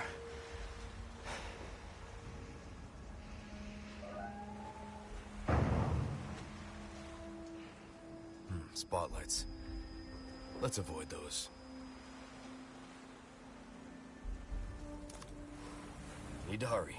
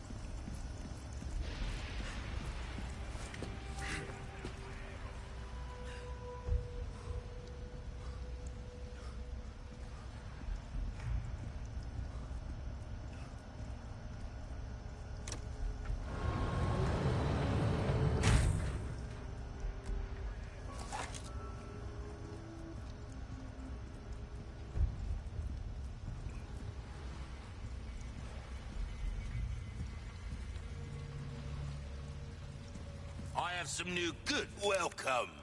I got something new for you. What you see is what I've got.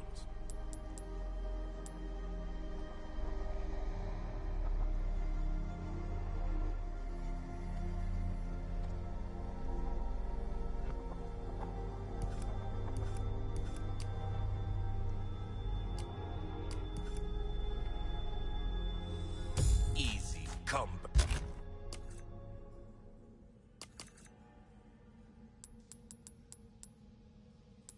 back. Any welcome.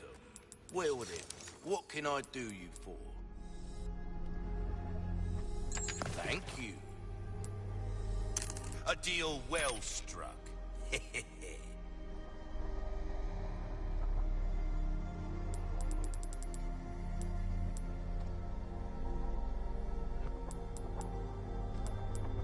Your valuables won't do you much good, thank you.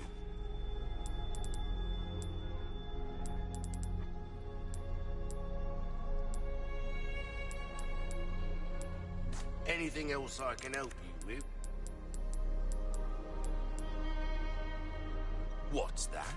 How have we procured these curiosities? You don't want to know, mate. I'll buy all. They have this big backyard. I am not selling them, but I do want to see All out what it with looks like. decoration. Will that be pleasant travels?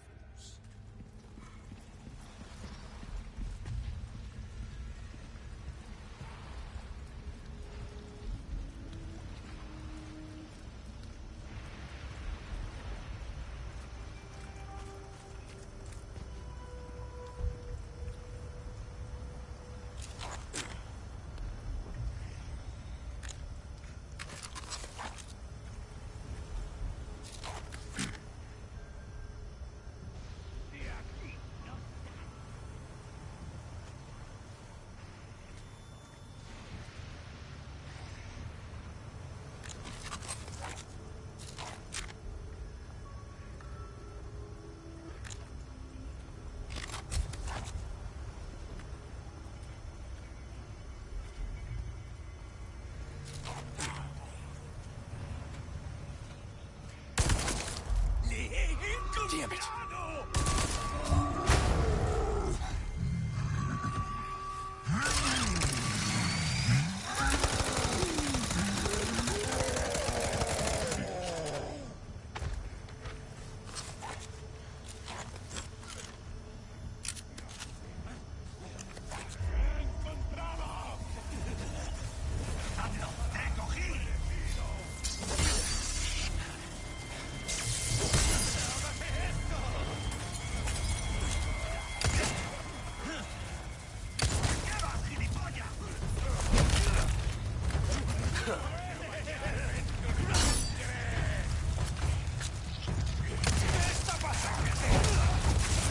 You're serious.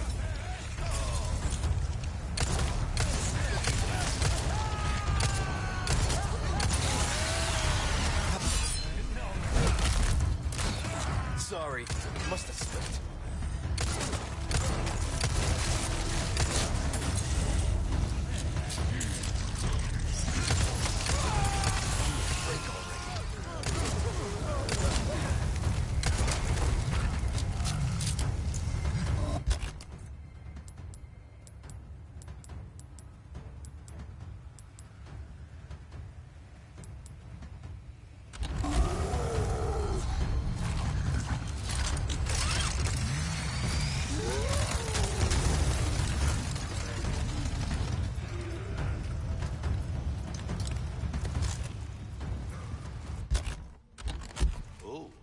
Welcome. Got a selection of good things on sale, Stray. Crossing your T. Come back anytime.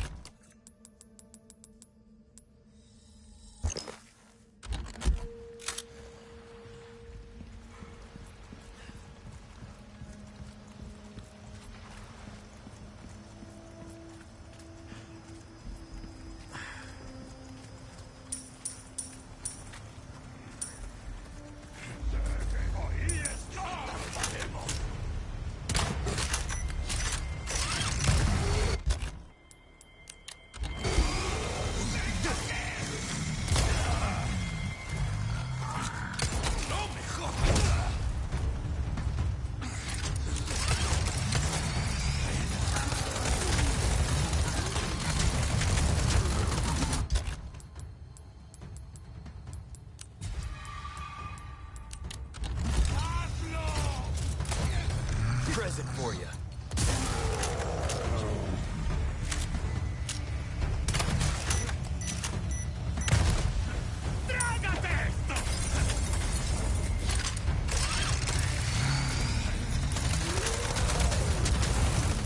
Shit.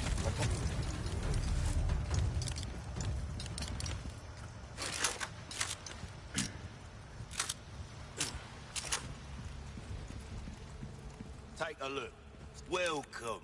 What can I interest you in? That's good. Pleasant travels.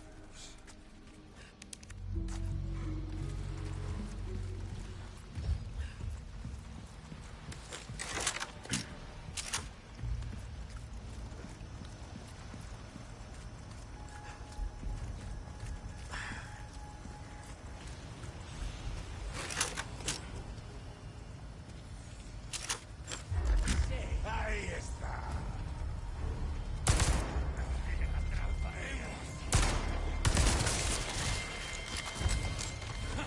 ¡Te cogí!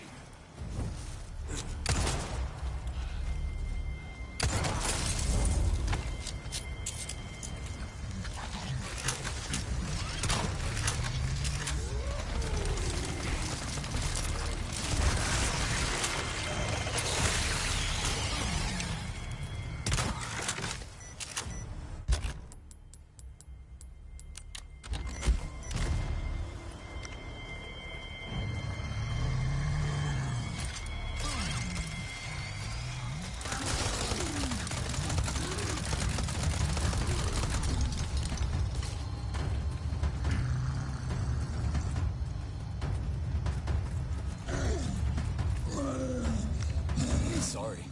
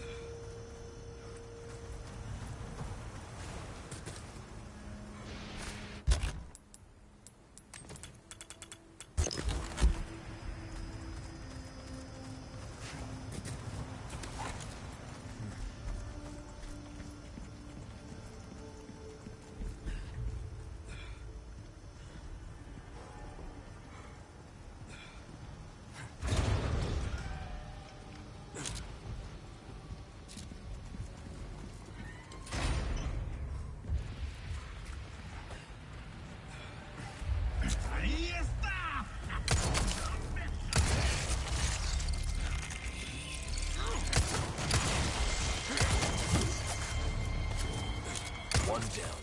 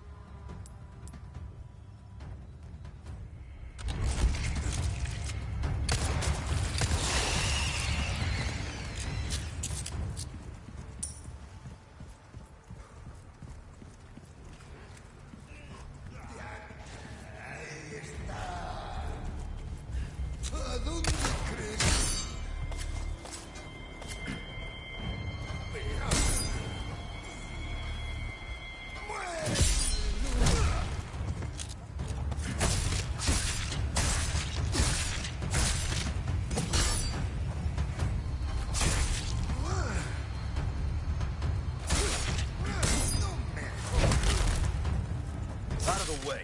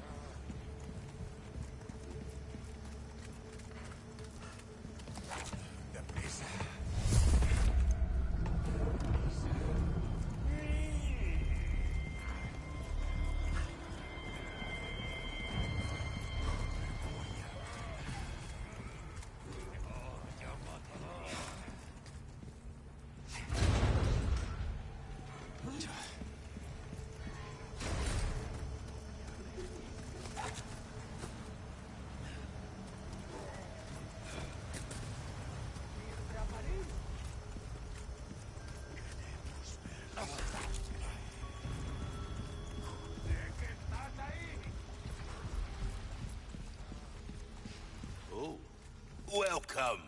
Well then, what can I do you for?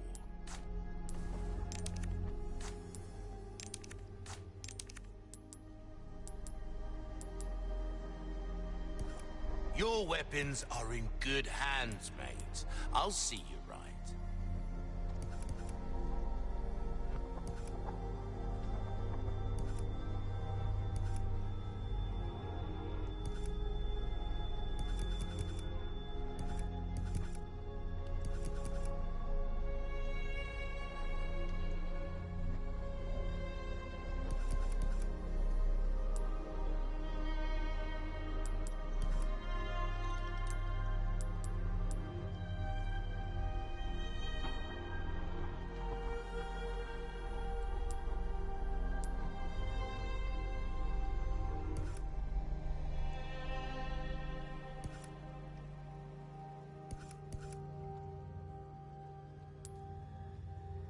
Got next time, then. Welcome.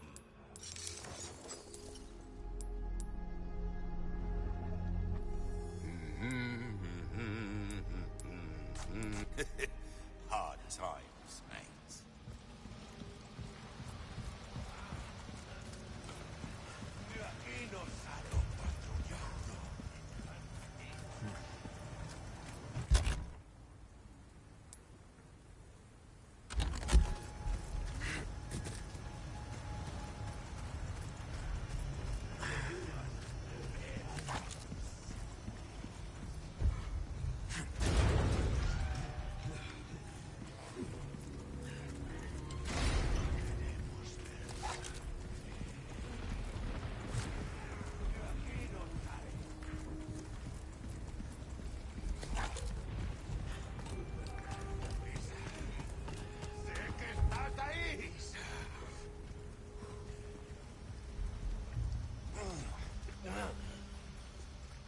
De aquí no sale.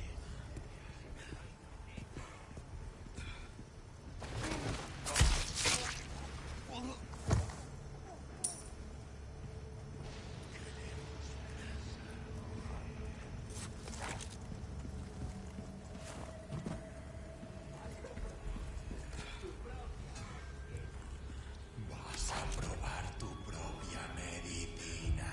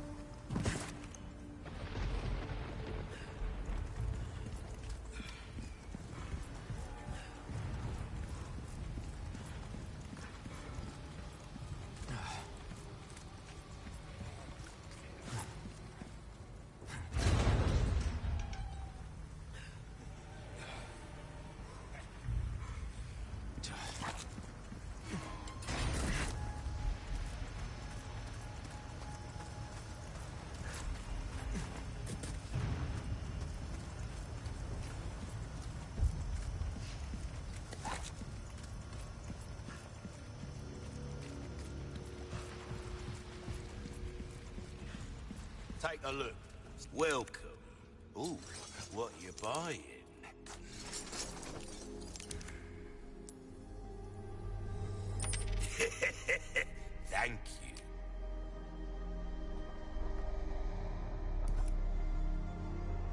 If you want a fighting chance out there, you best tune up your kit. Easy work. Well, we've given this one all we have to give. Treat it with the respect. Try that. Anything else I can help you with?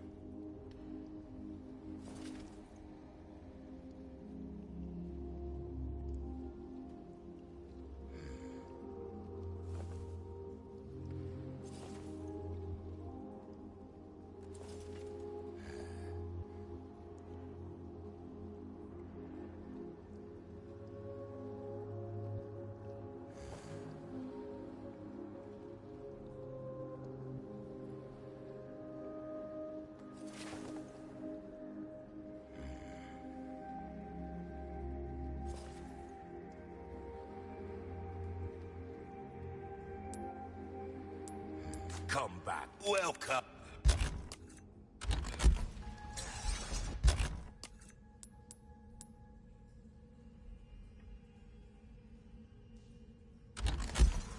Next time, then.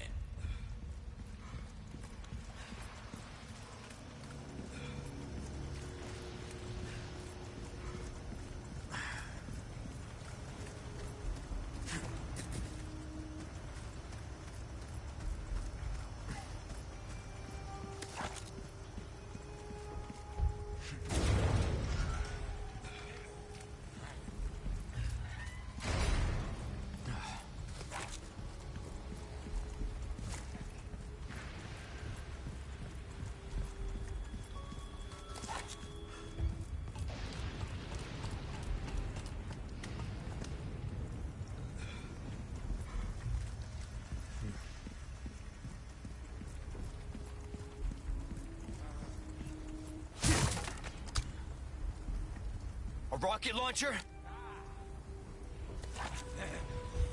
¡A cubierto! This isn't good.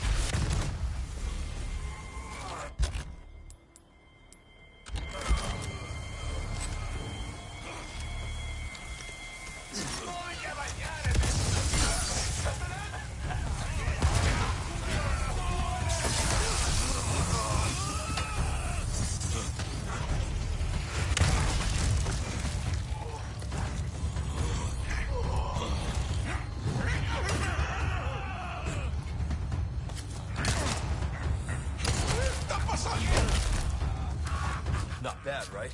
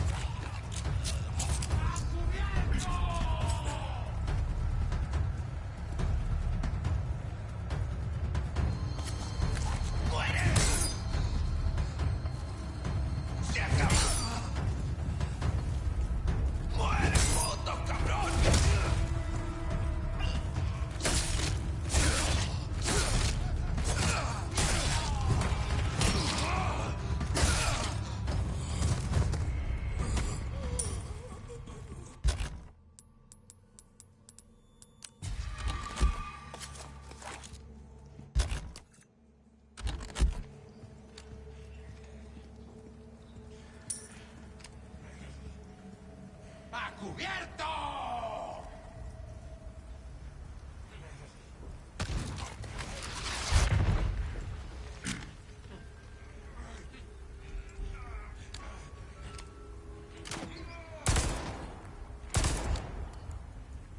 Shit.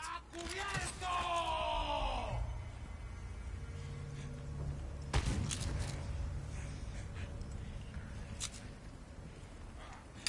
keep coming.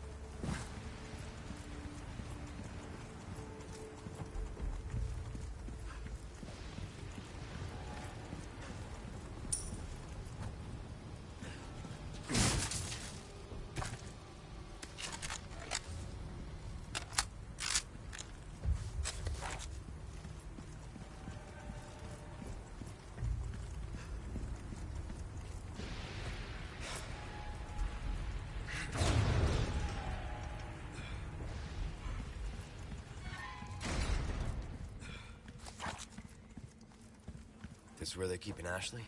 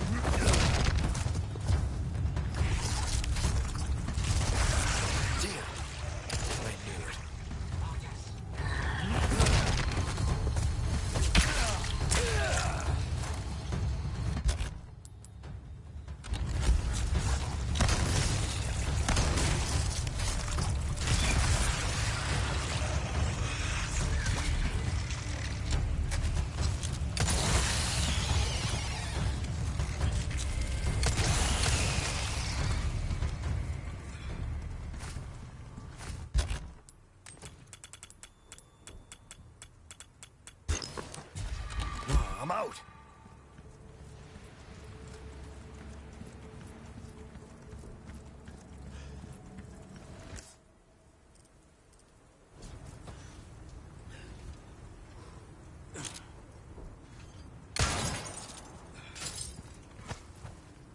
Doesn't look like I can get in through here.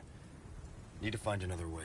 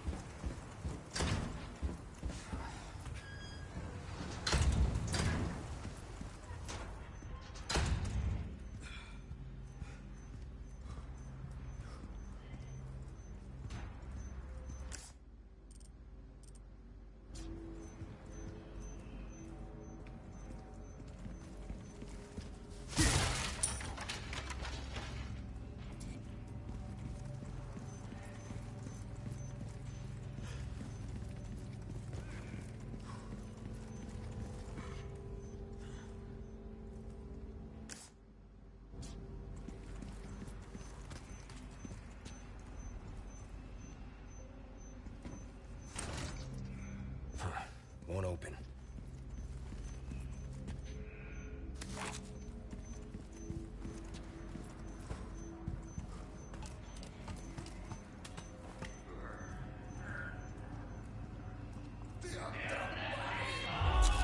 Ahí está.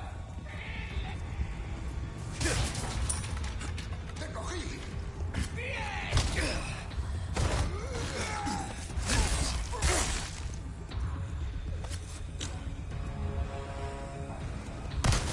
Next.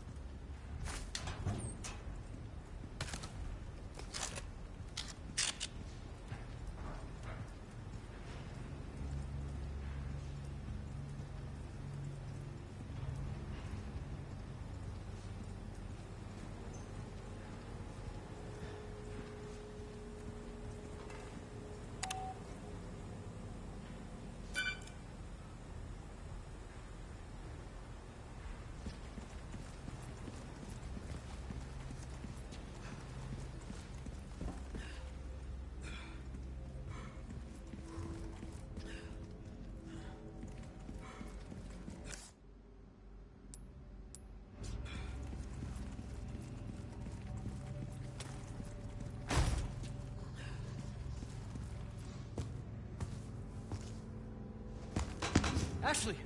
Ashley! Come on, Ashley, wake up! Shit! Hang in there.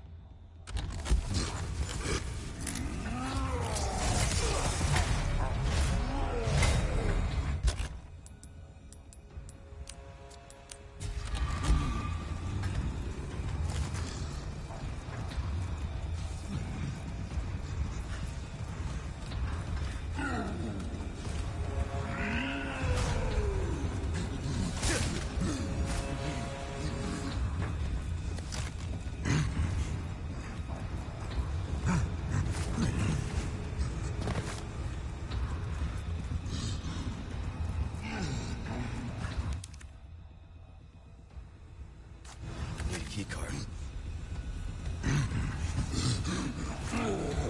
Door's jammed.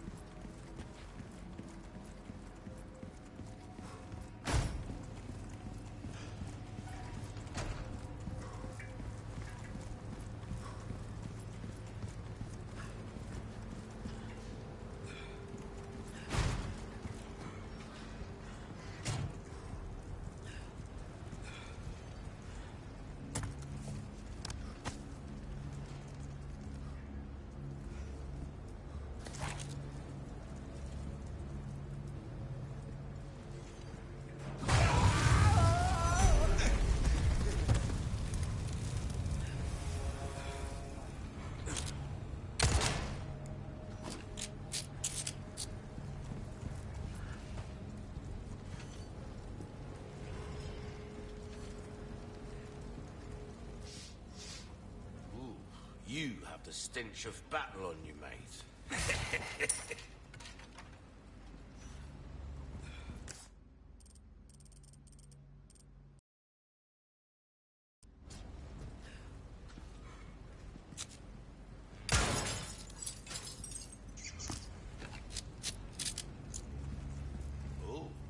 tricks. Oh, welcome.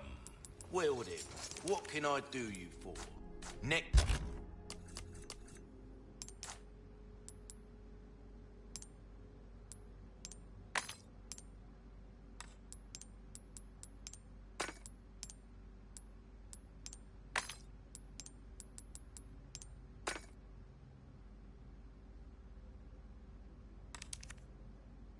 time. Welcome.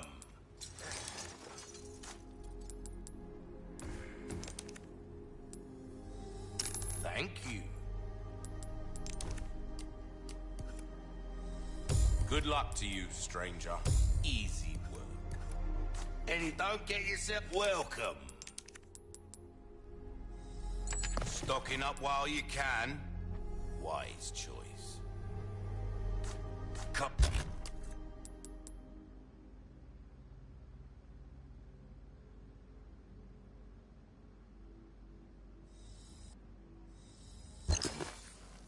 Welcome. Better to be pleasant travels.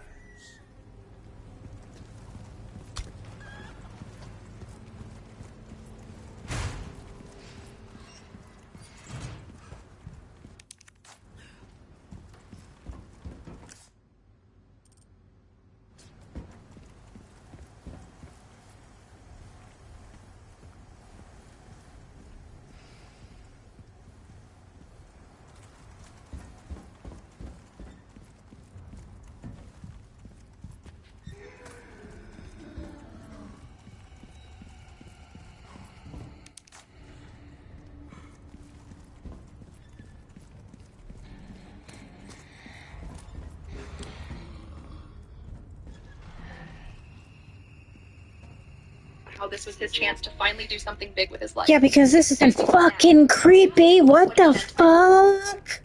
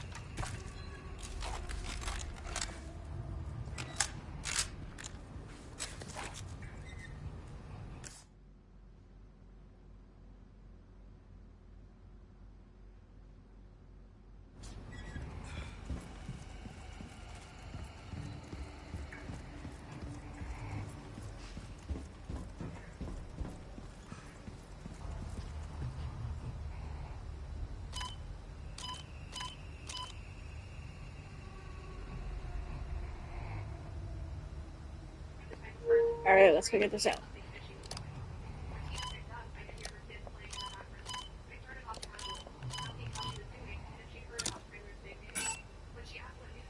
Never mind.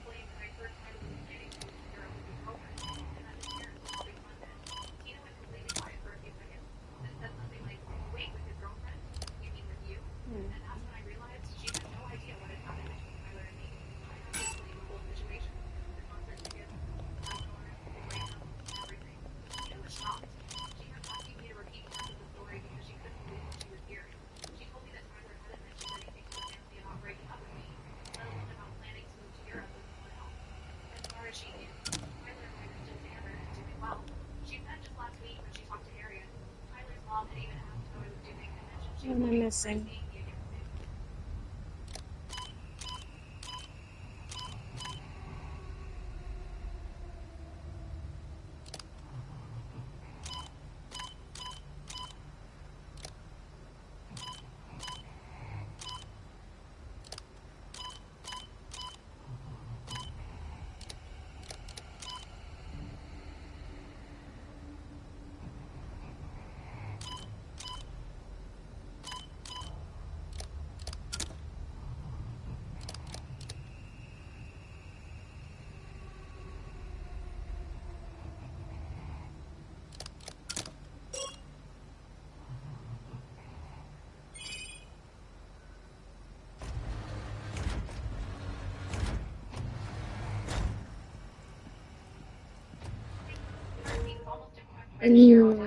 That's pleasant. What kind of experiments are they doing here? Very pleasant.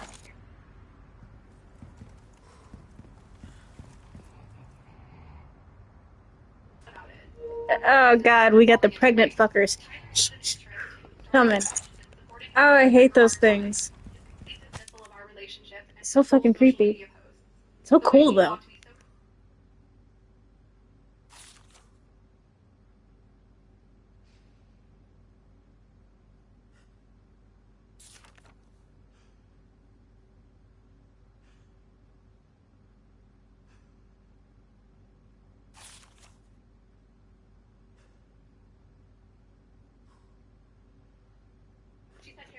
I mean, Jesus fucking Christ, did you expect anything different?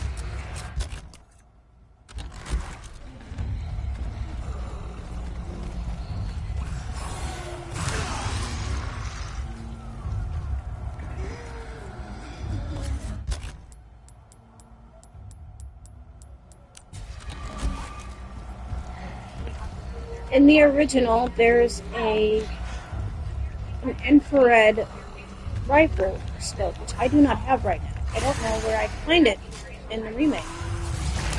I didn't know you would do that, son of a bitch. Dick. Okay. Oh,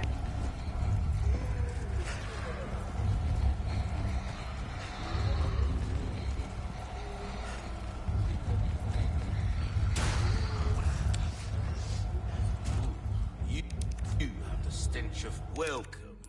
What can I interest you in? A deal well struck. Good luck to you, stranger. Come back anytime.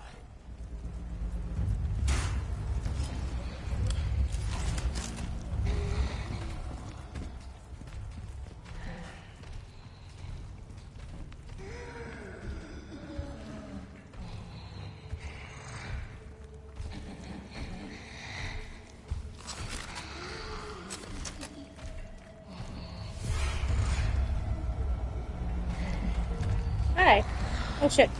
It's coming. Oh, wow, that's not creepy at all. Wow. What the fuck? It just glows in the dark. That's cool. Why is there a fish? I mean, okay, fish. Was that? Did I just see a rat? I must be seeing things. While I'm doing this, I really want this. I should save up. I'm not gonna buy anything. I'm gonna save up for that. Ow! Where'd you go, mofo? I don't think I can do it without the infrared. I don't know. Where the fuck do I find the infrared scope? I'll find it. I don't actually want to be told where to find it. I'll find it.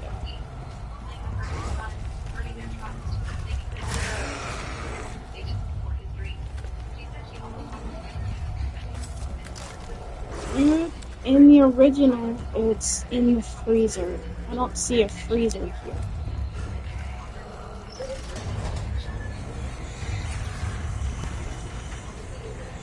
What is this? What does that do? What does that do? Yeah, you can win it.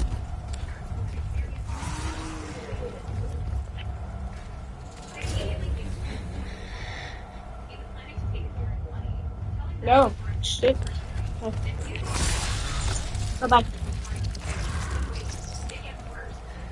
Did I piss you off? Poor baby. Oh wait, level 1, 2, 3. Moving on. Which one does it work for? The freezer! Infrared scope, infrared scope, infrared scope. Yes, yes, yes. Please, please, please. What does this do? No. No, I'm not ready for that yet. I want to find the scope. The scope's gotta be here somewhere. Yes? Yes, yes, yes. Ah, come on. I want the scope. Is it not here? Does it not exist in this game? It's probably in there. Okay, let's see what this one is. Lunch. Kitty, would you stop it? Stop it.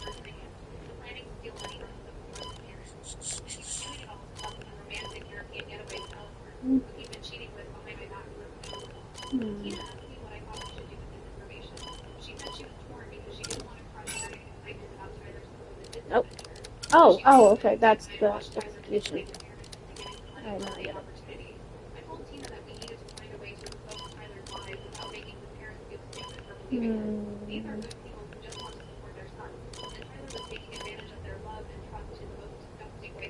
Hit it, kitty! Oh, this one.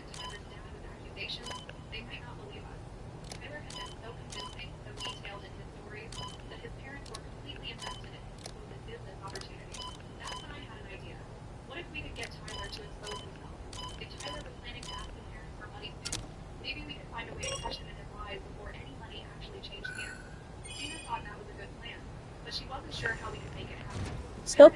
Scope? Scope? Oh, what is this? I want the scope.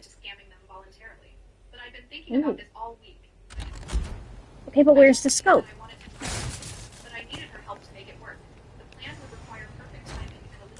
Am I missing something? Oh, you gotta be fucking kidding me. There's no scope? I gotta deal with this fucking thing without being able to kill it? Because I'm not gonna waste bullets on this bitch when I don't know where its innards are. Oh, fuck me.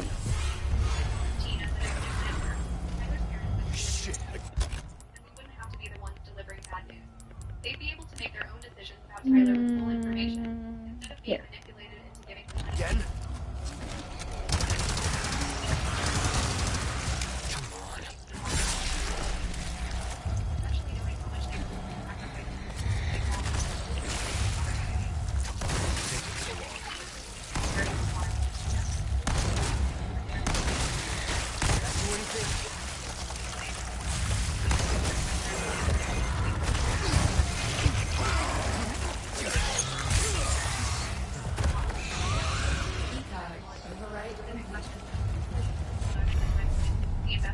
Start with a 50 fight. Get up. I'm not wasting bullets on this thing. I need more bullets on it. When I don't know where its innards are. I need the fucking scope. Where would the scope be? There's no hidden treasure here. Quit it, kitty. Yes, I love you too, but stop it. Stop being an asshole. Oh shit, I gotta go the other way.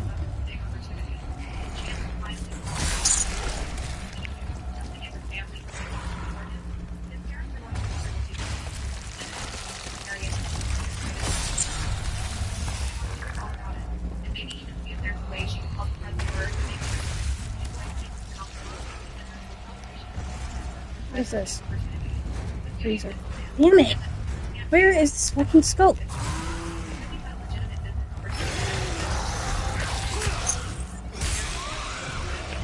Oh, you're making me use my knife. Oh fuck, now the other one. Now I went the wrong way again.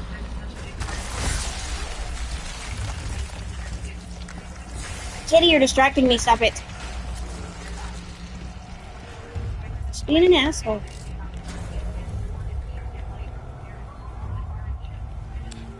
Alright, here we go.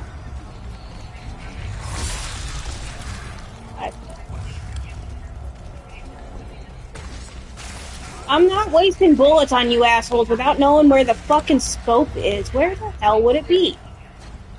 Oh, there you go. Not that way. Oh, they're in both ways. Here, eat the sprawl sticks. Good boy. It's salmonella poisoning. Yes? No? Oh, fucking power. Get up. I know. Get up. Good boy. Go, go, go. I gotta go to the power team. Actually, first, before I do that, I want to just go for 1 second. Okay. I could do that and do this. Okay. I don't need to do one or the other, but I'll do this one. What is this? No. Leave me alone! No consent! No consent! With fun for a reason, stranger. Well, trick you in.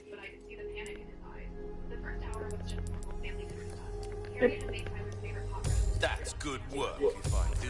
Don't get yourself killed now. Oh, probably will.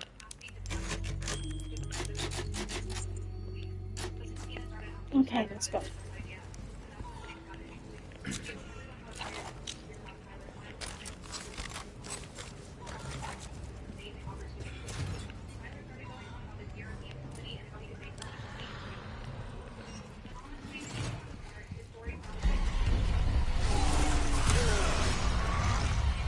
Come on, get up.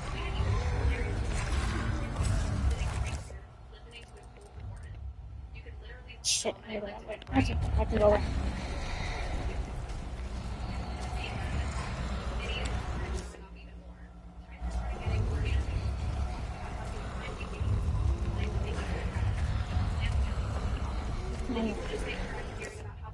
Wrong way. There we go. That's really right.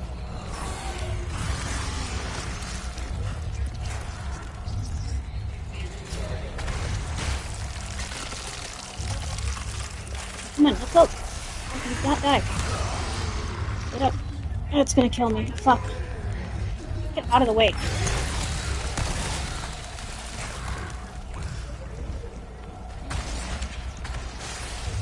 Okay. That's it? That's all I got? That's the one door? I thought there was another one over here. Alright, I'm just crazy.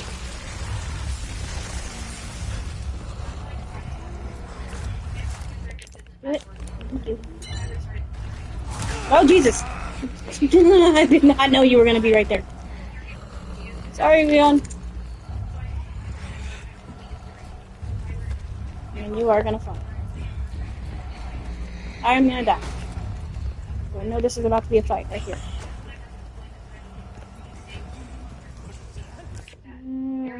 anything at all?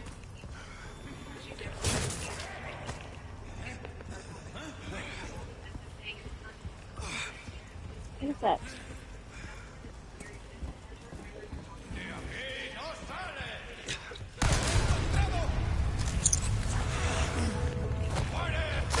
Yep, that killed me. I knew I was gonna die. I had no health left. No. Wait. Unless you destroy the parasite. I know I need the fucking goddamn scope. Where is the scope? I want the scope, man. Where the fuck is it? I'm afraid I missed it back there. That's what I'm worried about. Like, what if I did miss it? Oh no. Did I miss it? No, I probably gotta have Ashley for that one.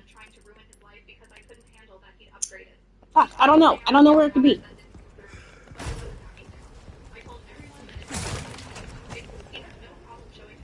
Ooh. If this European company exists, there should be evidence of actual business discussions. He wasn't going to violate confidentiality. When his dad asked what confidentiality all serious business ventures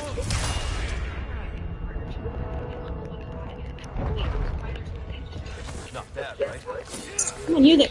Use it. That's not what I want. No, that's not what I want. You're a dumbass. Move, or you're gonna die again.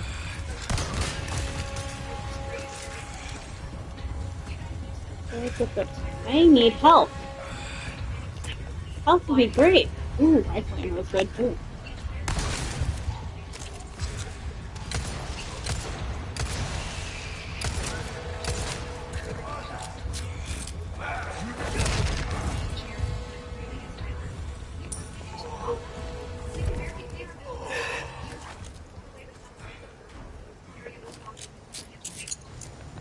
Oh, what is that?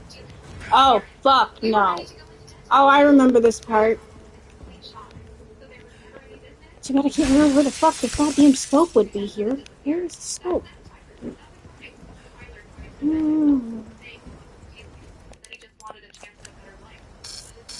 Yeah, I need a level 3, right? Yep. That's what I thought. Can I have some health? Please. Please, some health. No. Health would be great. I said no, Mom. Can I have some health? No. What's in there? Nothing. Ooh. This. Okay, but I need a green herb, not a red. I mean, red is great too. I need a green. Where? Like it's an herb. You're gonna kill me again. Ooh, that's one. You like that? I do like that. Yes. I take that.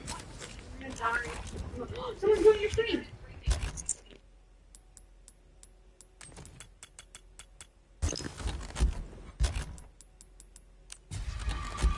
Just. There we go. I finally got some help. Oh, hello. What is this? Start right now. Harriet was sobbing, telling Tyler that if he walked Oh God. and steal from them, he shouldn't bother coming back. Tyler's uncle was telling him that what he planned was criminal and that they It's should full of probably them. Oh no, come on! You're gonna make me you motherfucker! I can't kill him without the scope. He screamed at Tyler that he'd raped a thief and a liar.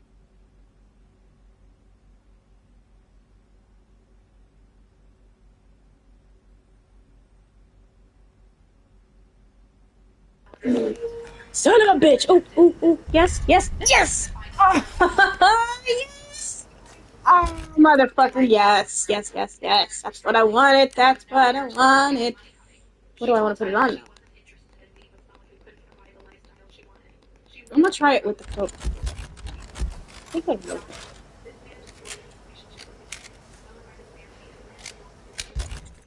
Fuck yes. Oh my god. Okay, if I can get like one more gunpowder. One more would be. Fuck! I need gunpowder.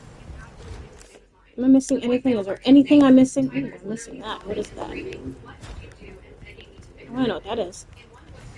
Could be gunpowder. Probably not, though.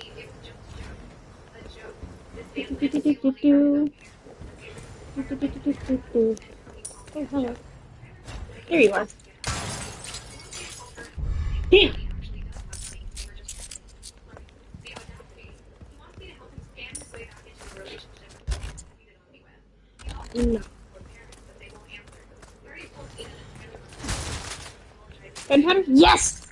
Ha ha ha! Yes! Yes.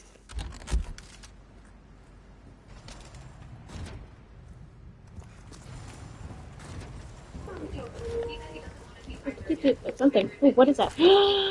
Rifle ammo. You guys are fucking spoiling me now. I have rifle ammo. I have submachine gun ammo. I have the fucking scope.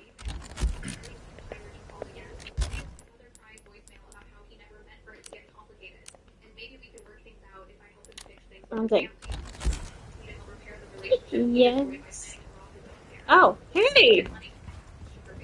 Oh, that's sexy.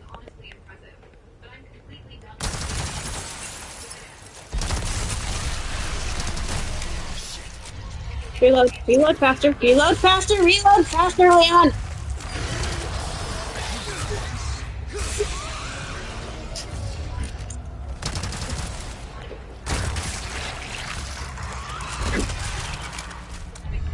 Thank you. Why do I have a feeling these bitches are going to be released and I'm going to have to fight them anyway? Should I go ahead and just kill them? I think I'm just going to kill them. Now that I have this bitch. Finally. I think I'm just going to kill them.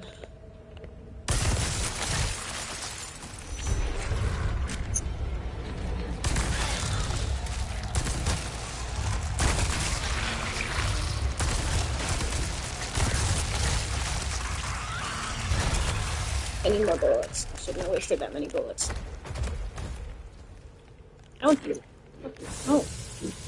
What is that? What the fuck is that?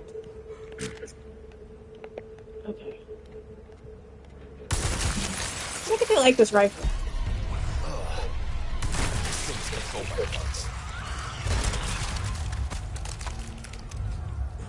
Look at that, bitch!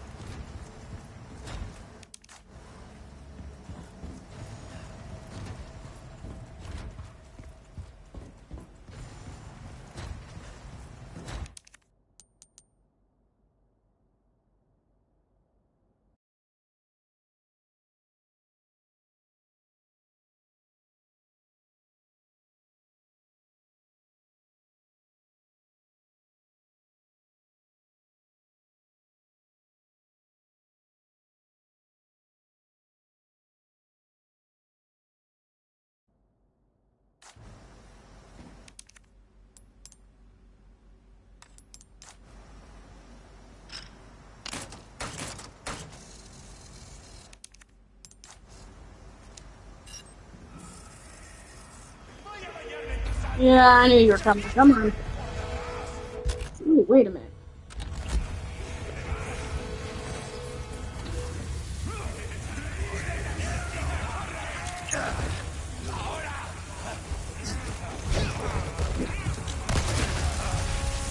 Did that on purpose.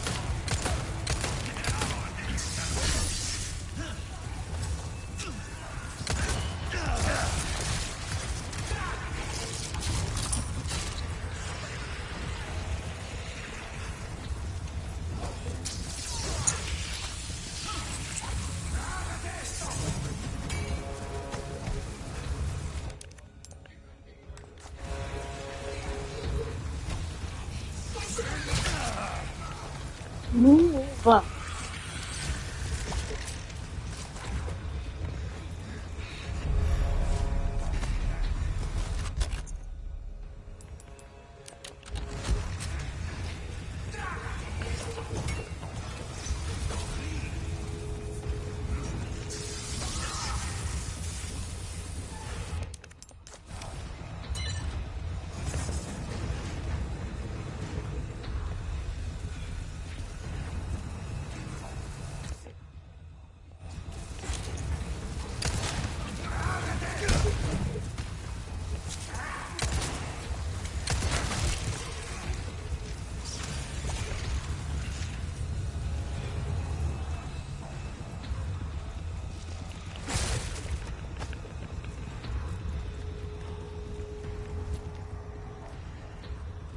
Why is that there? I'm guessing Ashley's gonna have to hide in it at some point.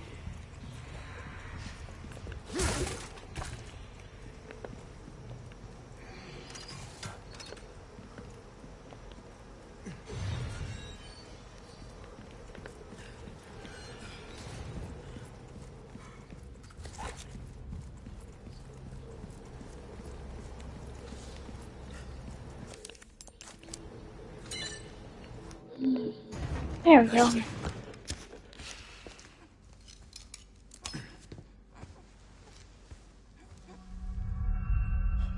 Shit.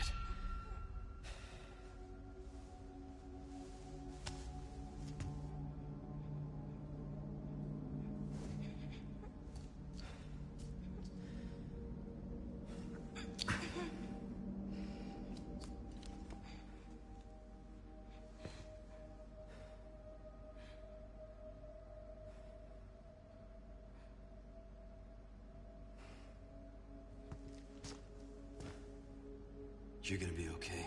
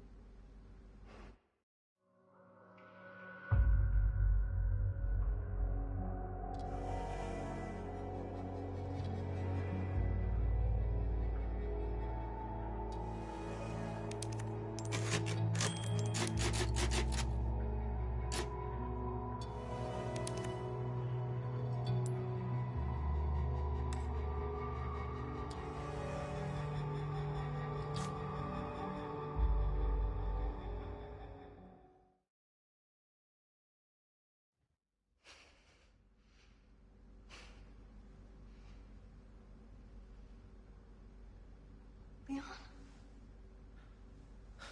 Sorry I'm late. No. Thank you. You brought the medicine just in time. Can you stand? Where's Luis? He was worried about you. Till the end.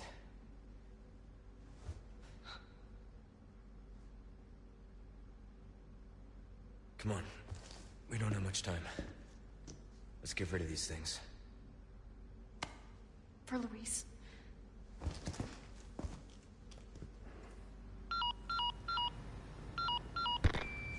Ada, come in.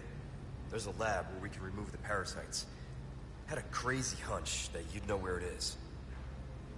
Their most important facilities are housed in their sanctuary at the top of the mountain. That's where I'd look. Huh. Ada the encyclopedia. Happy to help. Now you owe me.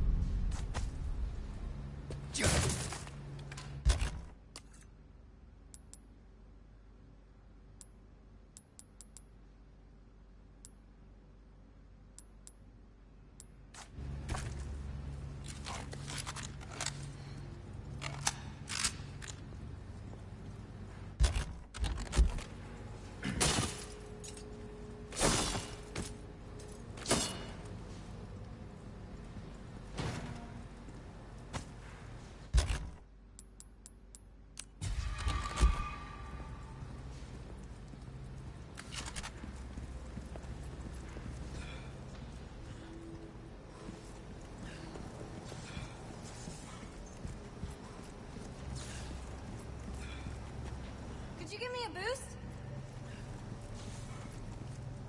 You got it? Duh. I'm counting on you.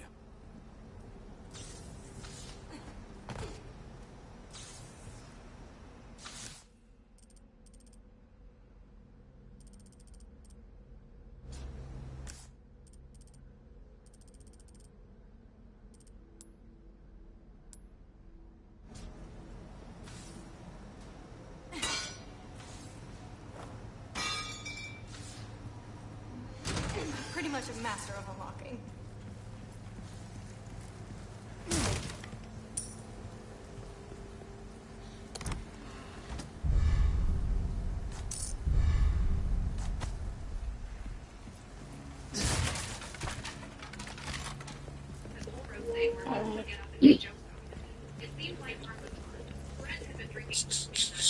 If you made it this far into the video, you might as well subscribe.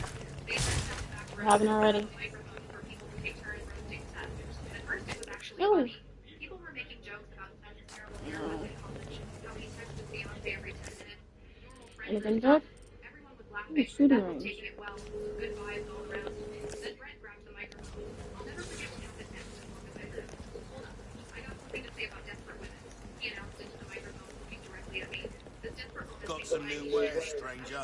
You'll Big Paris helicopter flies us over Frank's estate. She treats me like a little bird dog. The room was Hyman was recording the whole thing on his phone. I was sitting there in complete shock, What's this? feeling like I was going to throw up. Oh, I have to open it manually. I don't want to do that yet. Ooh, ooh, ooh, yes. stranger. Helicopter passes. Like I'm some basic tourist. My ex took me on private jets. The station. Not tourist traps for idiots who were money that's spent. The laughter got even louder. Ricky stood up and raised his Here we beer. go.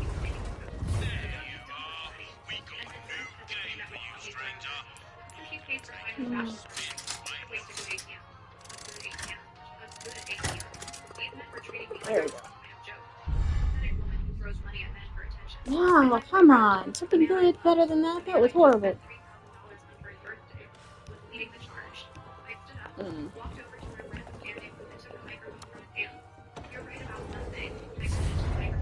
Looking directly at Brent. Dogs are loyal. You're playing a parasite. And parasites always fall back on their knees when their host cuts them off. I have some new... Well, I got something new for you. Brent followed me to the parking lot. That's good work, if I do say so myself. I got in my car and drove home alone. He took an Uber back to his place that night. Monday morning, he texted me asking if I was still mad. Like I was overreacting to some minor disagreement. Tuesday, he called twice. I didn't answer. Wednesday, he showed up at my office with grocery store flowers and gas station coffee, trying to... Ruby's all right, thank you. Listen, By Friday, he was leaving me synthetic voicemails about how drunk he was. Trevor. How his friends pressured him into the joke. He never meant any of it.